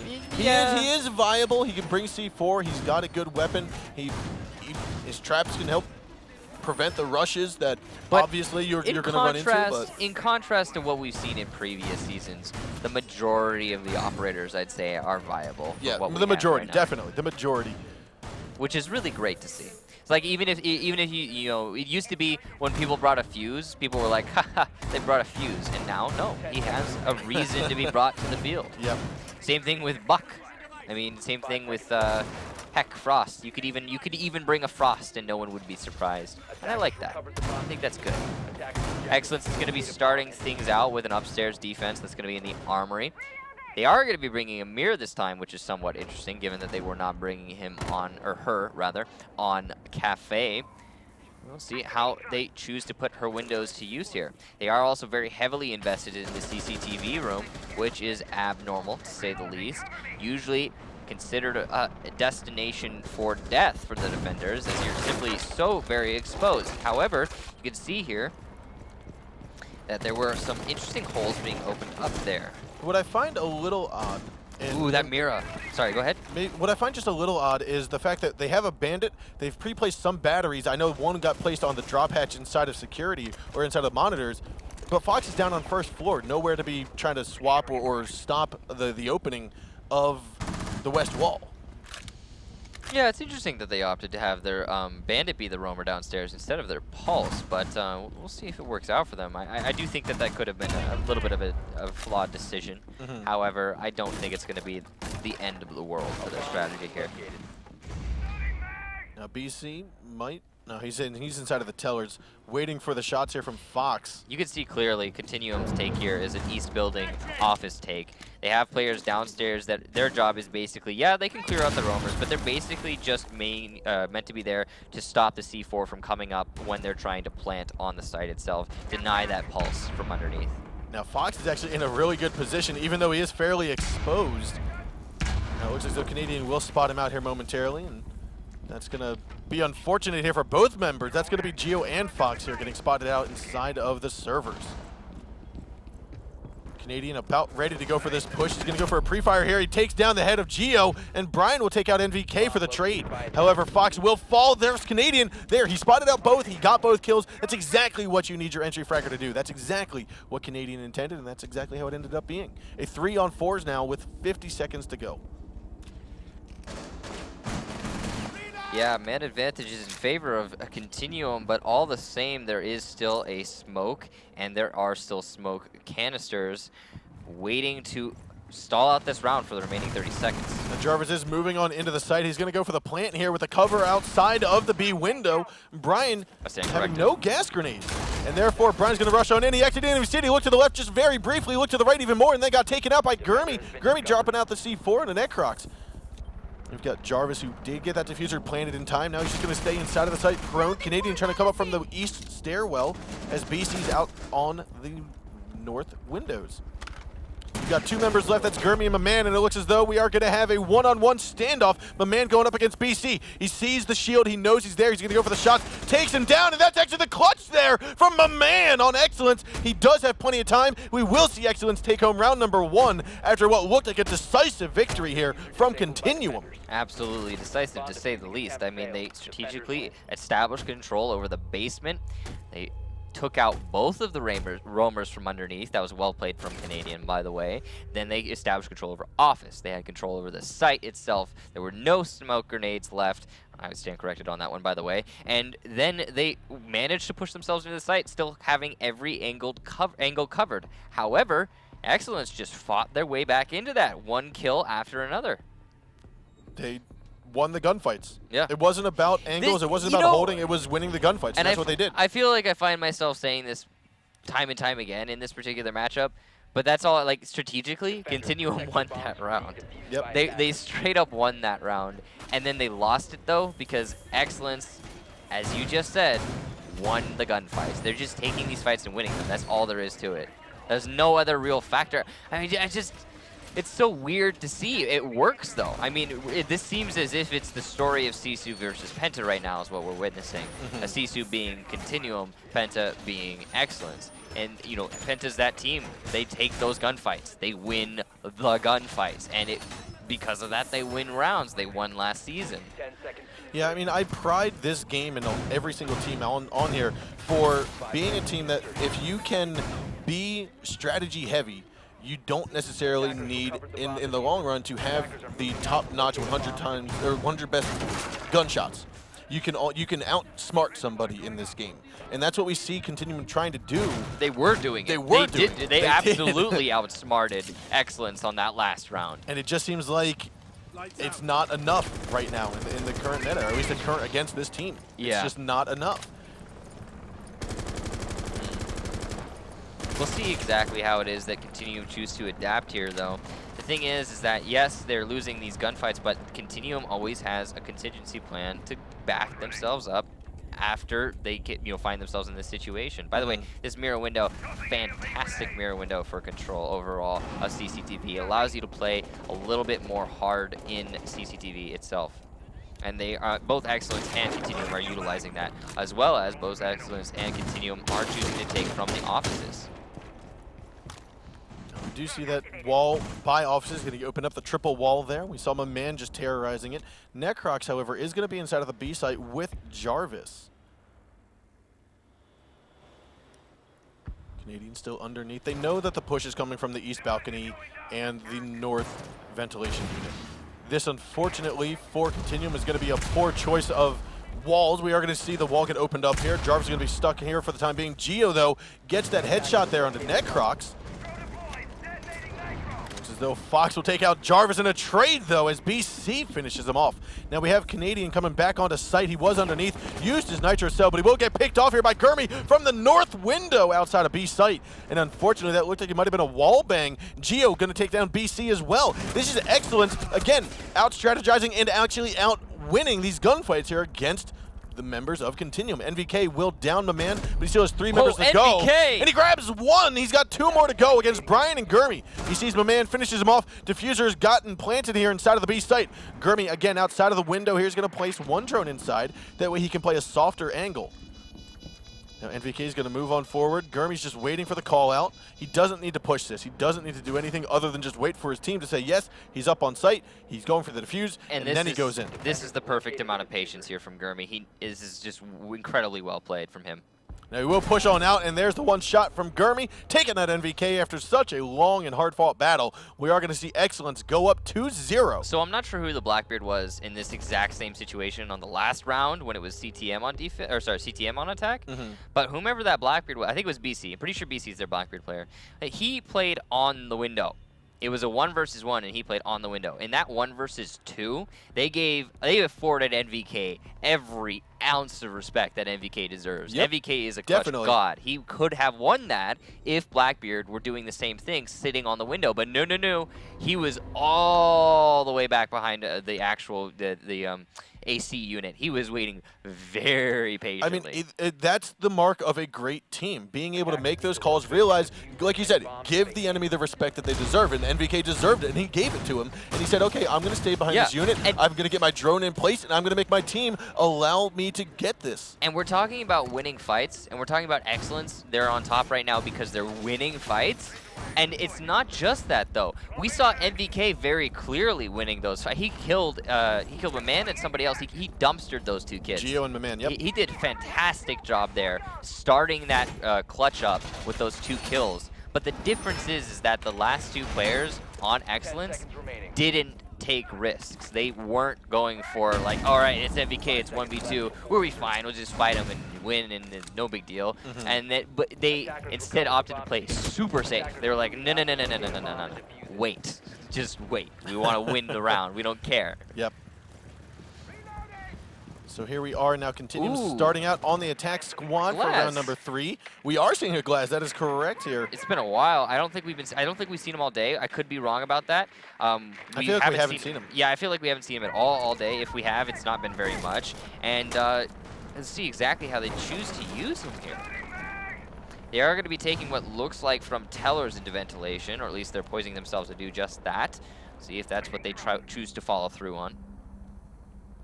Now, usually when you take from tellers, you also take office above.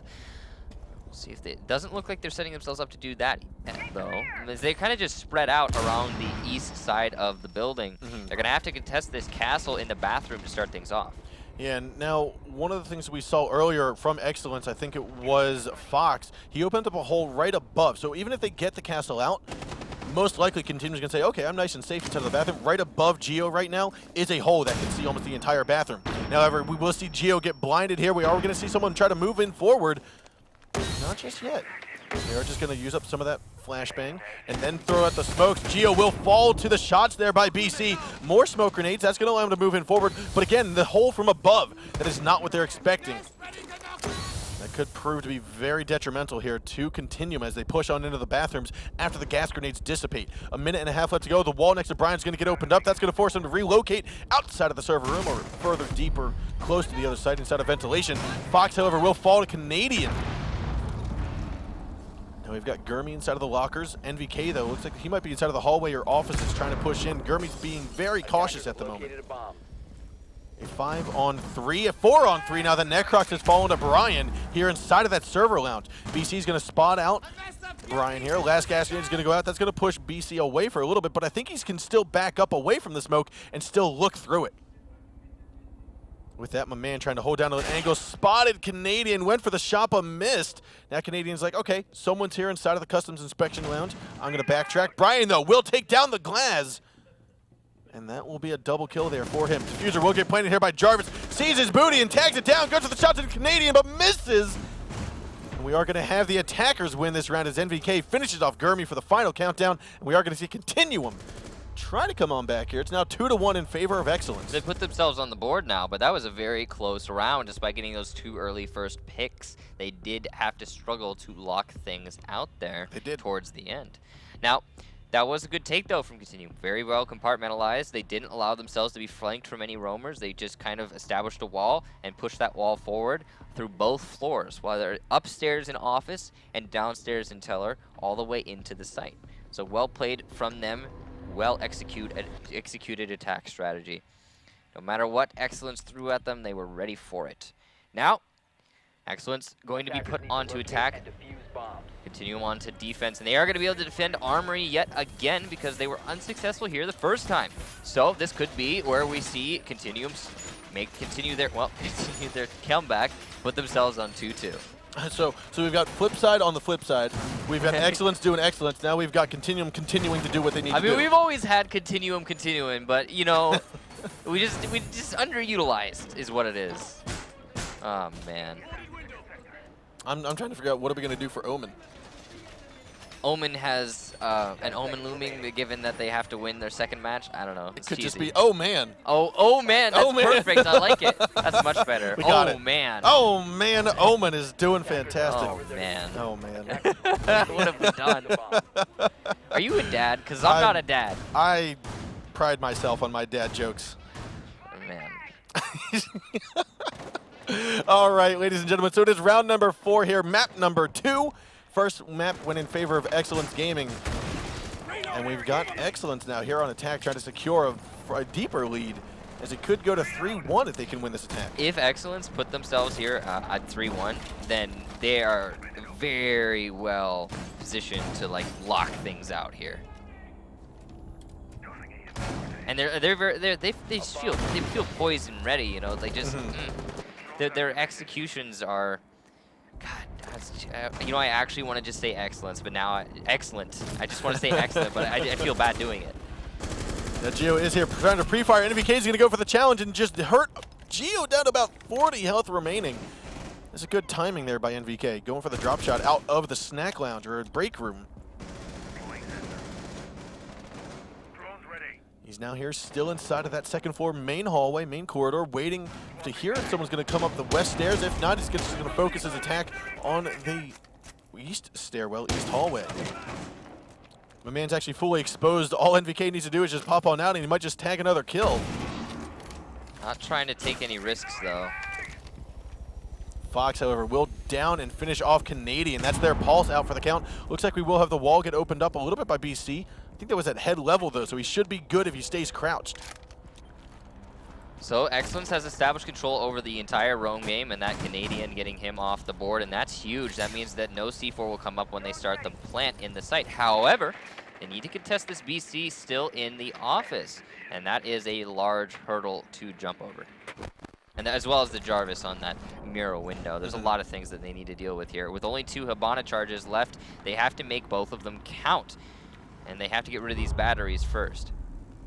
Now, no Thatcher grenades if either. Geo can get in, he could possibly cause some chaos, but at the moment that hole is not big enough for him, so he will not be able to scoot on through. Gurmy! However, Gurmy Dropping the kill into Jarvis, and then it's traded out by BC. BC trying to get another one there, but he cannot get it as my man will drop him down for the count. Necrox, though, going to take out Geo with just trading back and forth. We are going to finish this off with a 3-on-2. 30 seconds left to go. We are going to have some walls getting opened up now. Fox from underneath, looking up through the drop hatch. Necrox is here, some pre-fires from the floor. Fox will not tag him just yet. Necrox, though, still holding steady. There's only one gas canister left, but that's going to be enough with only 15 seconds to go. Heavy K is going to be picked off, though. Now Necrox trying to come around from the fountain. He goes, gets one kill, pulls out that SMG-11. Diffuser has fallen, so he's going to go for Maman, but Maman says no and tags him down for the count. Excellence goes up 3-1. Was that a skeleton key kill? That may have been. Nope, I don't think so. No. A very nice try there from Necrox and Continuum as a whole. However, I'm gonna be honest, as soon as they lost that roamer downstairs, they lost a lot of their oomph on their defense overall. These players playing static positions, holding the angles on defense from Continuum, just getting picked off one by one. Sure, they were trade back. However, because the Excellence team had the man advantage to begin with, trades are gonna favor them inherently. And MVK not being able to do any work from the A bomb site, that's very characteristic of NBK as a player. I think what also was one of the turning points was Gurmy getting the kill onto Jarvis inside a fountain. Yeah, I think also BC missing that shot onto Maman. I mean, he kind of painted a picture around him. I mean, we saw that. If he'd be able to secure that, get those 2 kills, we could have seen a totally different result. However, now it is 3-1. Excellence putting themselves in a great position here to bring themselves on the map point. The worst part about this for Continuum is that not only is it 3-1, but because Excellence gets to defend Armory again, and Armory is the site that you're supposed to win. Yep. So now we're looking like we're going to have a match point situation, which means Continuum's going to have to win 3 rounds in a row in all likelihood, assuming they lose this one, which is to bring themselves into overtime. So Continuum has done that before in the past, not yeah. with this exact roster. But what I want to point out is we talked about it before earlier on in the evening, was that this is Continuum's time to shine. And if they don't, this is their moment to prove themselves. If they don't, I see them at the moment just becoming another pro league team, not one step over above another. Well, what we're seeing from them so far is just that. But if they make this comeback happen, then proceed on to the 3rd map and really shine, that could be the Continuum we're looking for. It is. Yep. But however, right now, that's not to take away from Excellence, because Excellence has been doing tremendous work here today. I really like the way that they play, too. It reminds me a little bit of Penta, a little bit less strategic, a little bit more crazy, but still a little bit of Penta shining through here on the Excellent lineup. Strategy got Penta the gold star, the top-notch crown at the LAN event last couple weeks some ago. strategy, but you know, it's just loose strategies what Penta does. And Excellence is kind of a little bit looser, I guess, I would say, what I'm seeing from them. Same thing, really, though. Ideas was what I'm seeing played from Excellence. However, who knows? For all I know, they have a playbook, same as Continuum, and they call from it a lot. We'll have to actually ask them next time we get into an interview, see how they choose to play, because we don't know a lot about Excellence as a team. We don't, and so with that, all we have to go off is what we've seen so far, and like you called it. And they've been playing fantastically. They have. So it looks like it is going to be, yet again, an Office take. Both these teams opting to go for Office rather than CCTV a wall. That might be because of the mirror window that's really nice in CCTV. Affords a lot of control for the defenders. I think they're just trying to, really honestly, I think they're both trying to avoid that. But there's not a lot of defense from Excellence focused around the B-bomb site, which is interesting considering they can very easily predict this is where the attack's coming from. I think they're relying a little bit on the roamers downstairs using their C4 on the destructible floor. Specifically Geo is what I'm talking about right now.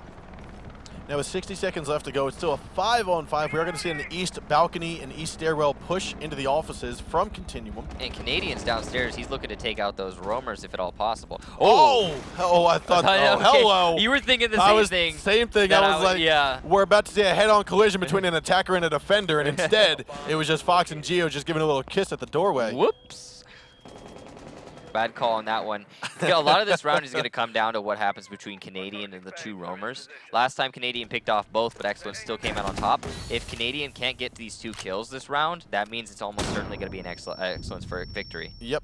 And so here's going to be the foot race. 25 seconds. Foot race. Canadian tags one. He's going to go for the other here onto Geo. Can he get it? Not quite yet. Geo's playing it nice and safe for the time being. However, BC takes down Gurmy.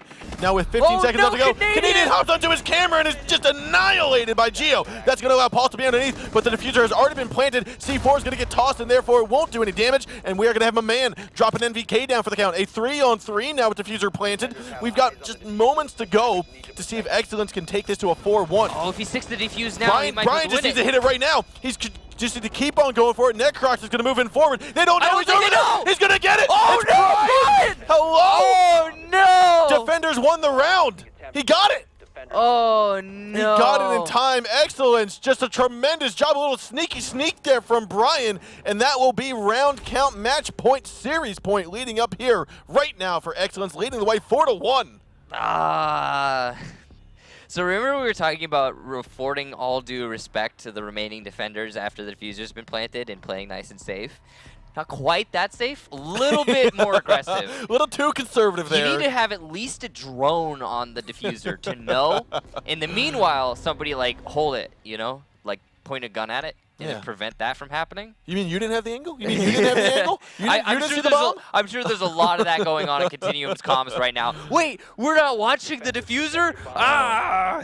That unfortunately is, I hate to say it, but it's a rookie overlap, an oversight. Yeah. Oversight. Yeah, I think it's likely.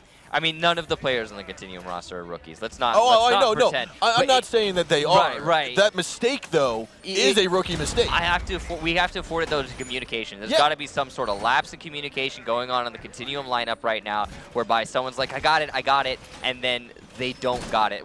I'm gonna go ahead and guess the Habana, who is rappelling on the east balcony, who, as you could see, was holding that angle through the doorway, all the way through the site, was saying, okay, I have the angle. And it's almost certain that Brian just managed to sneak past that, likely while Habana was reloading and seeking cover, and just nobody saw him cross. It was literally perfect timing. Uh-huh. That's it. I mean, I feel like we said this enough, but I'll say it again. Strategically, Continuum won that round, but just through some miracle, Excellence managed to win it. Winning gunfights and just going crazy, they managed to win it. Well played to Excellence there. Now we are going to see a very similar hold here. However, they have opted to not bring the mirror this time. Continuum chose it last time to keep one on the fountain wall facing into the offices, and another, I believe, might have been on the west balcony or inside of the office facing west balcony. So that castle is going to slow down the Blackbeard, though to not any significant degree. He's just going to simply 11 melee it. That was actually Fox outside of Tellers, shot one of his breaching charges up and did massive damage to Canadian. With no Doc on his team, he's going to have to stick around with that much health for the remainder of the round. And he's not likely to get a reset either. The position he's playing is a little bit too aggressive. Yep. And he can't give it up either, because Yeah. if they push at that time and they've given it up, well, He's going to die. Yep. And then they lost the round pretty much. As soon as office control is taken from the attackers and they are allowed to put themselves in a position to take the site, it's almost certainly going to go for the attackers. These flashbangs going to get rid of the Jaeger device. Not going to flashbang Canadian though. yeah, Canadian has kind of moved on out looking for some peaks, but I think Brian is there to try to get him attacked again. The but angle! A nice angle there from Jarvis. That was nice. Like you said, well set up. Now what I see Canadian doing is just baiting out the push from Excellence. He's doing a good job of it so far, but he is going to get taken down from the nade. They might not know he's down, although the second nade is going to finish him off. Now that's the man count reestablished as even. However, MVK is looking like he's wanting to get that nice little flank off if he's given the opportunity. Excellence is being a little bit too cautious here. I think they don't want to blow their lead. Now, you did just try to rush on out, open up some of the wall there. That's the reason you need to get rid of Canadian or whoever is inside of the cubby there on the other side of the wall. I think they so saw that the you can fountain open it player. up. They have to know that there's someone behind the fountain. Yeah. So they know one's CCTV, they know one's fountain. How are they going to handle it? Oh, my man's going to hop on into the window of the office, and NVK is there to take him out for the count. 3 on 4, 25 seconds left to go.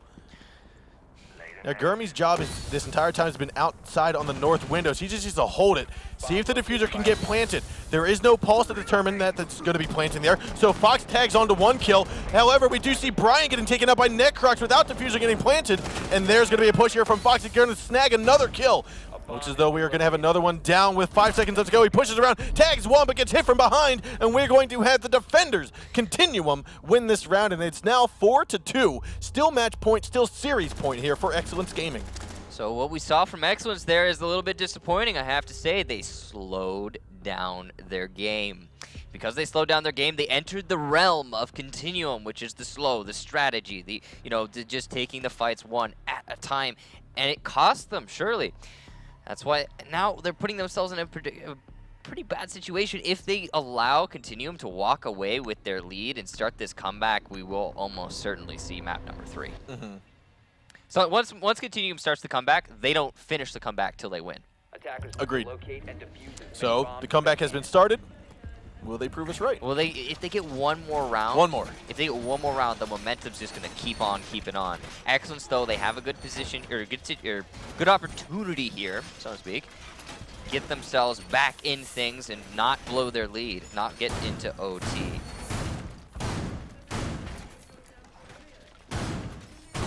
So this is Excellence's secondary bomb site against what would presumably be a favorable attack site. Yeah, I think Continuum, this was the first round that they managed to win was on this particular attack. So we could see 3-4. It's entirely possible, but if we do see 3-4, the thing is, Excellence will have another opportunity to defend the top floor, I think. We will be heading to Continuum holding downstairs. Yeah. Yep.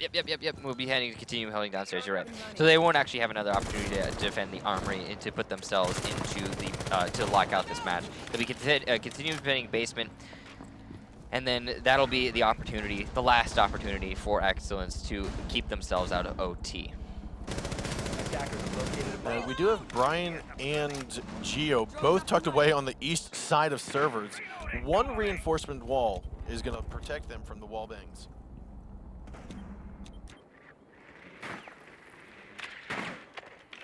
Continuum just kind of situating themselves outside the site right now, going for that East Teller's take. No real surprises here. Doesn't look like they're applying as much pressure. Oh, no! Oh, Fox, did he walk? Did he get another? Fox! It's going to get another over the balcony, and he will swing on into the reception area and be taken out by Necrox. Now, you can attribute that solely and wholly to the fact that Continuum did not apply enough pressure to the top floor, similar to how they did in the previous rounds. Because of that, Foxay was just allowed to get that nice double kill on him. That spells disaster. Yeah, and my man, meanwhile, picking up Necrox, trading it back. Now it's a 2 versus 4. They'd have to do something pretty incredible here to keep themselves in this match and this, well, yeah, this match as a whole. I would say it's possible. Oh, looks like Geo gets tagged. Not able to see him himself. However, Geo will fall a 3-on-2. There's still tons of time for the attackers, and having this glass with smoke grenades, you're going to be able to work these angles. They've used all their smokes. Oh no. And Jarvis, playing the Thermite, having his smoke grenades removed and given flashbangs instead. No smokes at all, which means it's all going to come down to one-on-one, or, well, fights in general. Yeah. No advantage for the attackers. But still tons of time. What it's going to come down to is not necessarily holding a hard angle, but going for a quick peek to figure out, can I get glass?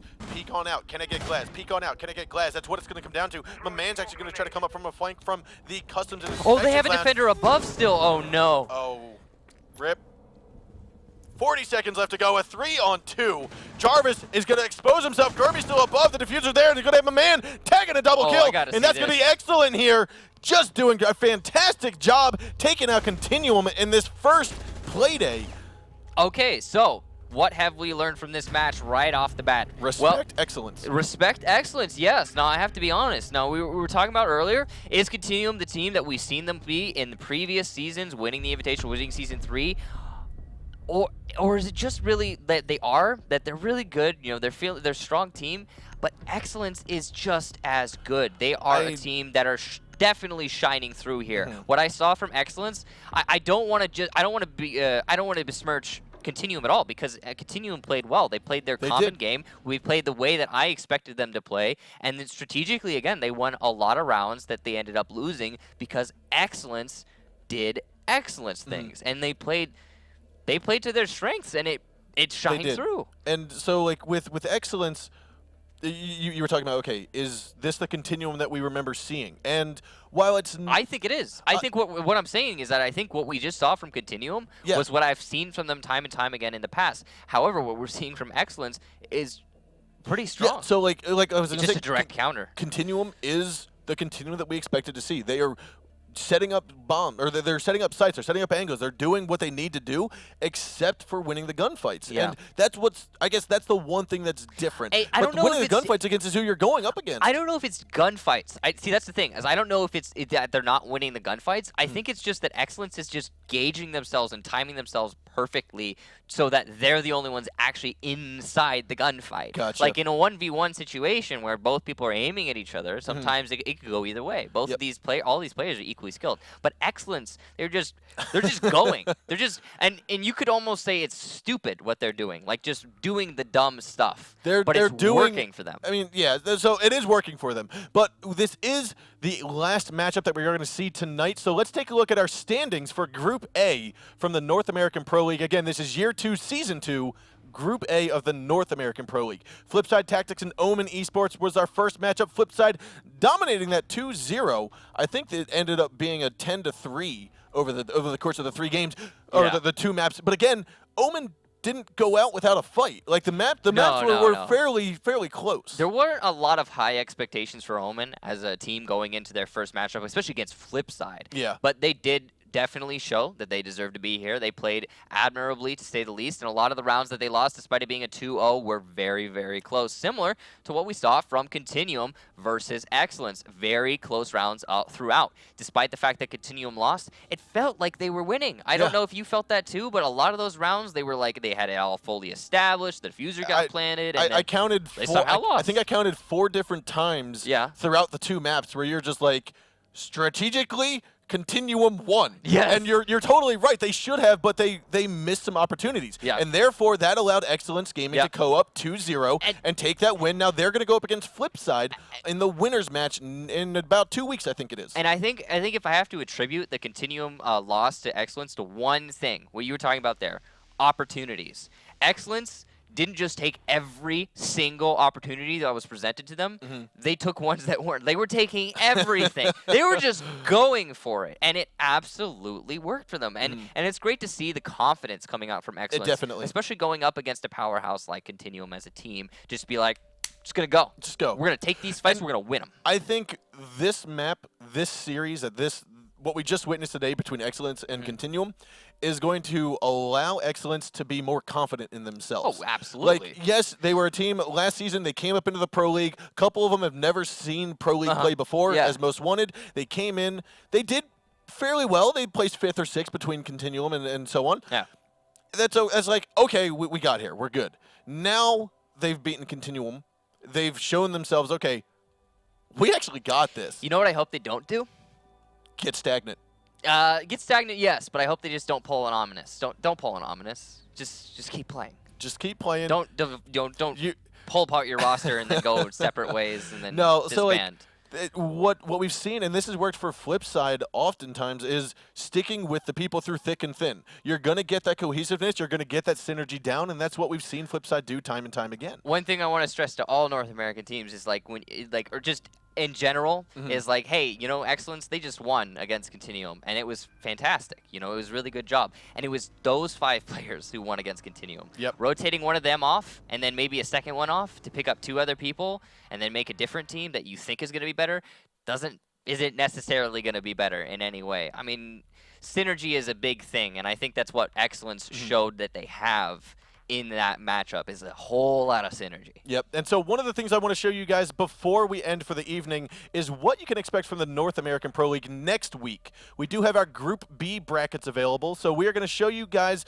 the 4 other teams in the North American Pro League: Vertical Gaming and Ferocity Esports, and then Infamy and Elevate GG.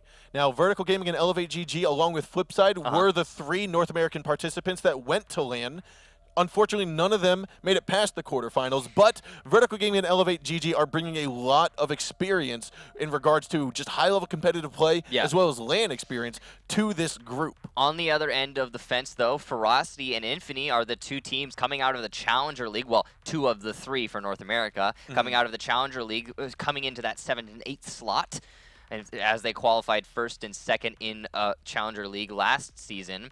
And they have well, I'd say a lot to prove, really. I mean, same as any other Challenger League team coming into the Pro League for the first, season. Infamy is, I think, a particularly new team, a new squad to the North American scene as a whole. A lot of the players on there haven't seen any play in PC, I mean, at all, for what I can tell. Yeah, I don't know the whole roster of Infamy, but I feel like some of them may have moved over from Xbox. Exactly, that's what I'm trying to say, is like they are just a little bit unknown. Ferocity has made their way into the Pro League before. The season 3, they were here. They have been around. They got into the Challenger during season 1 of year 2. Yeah.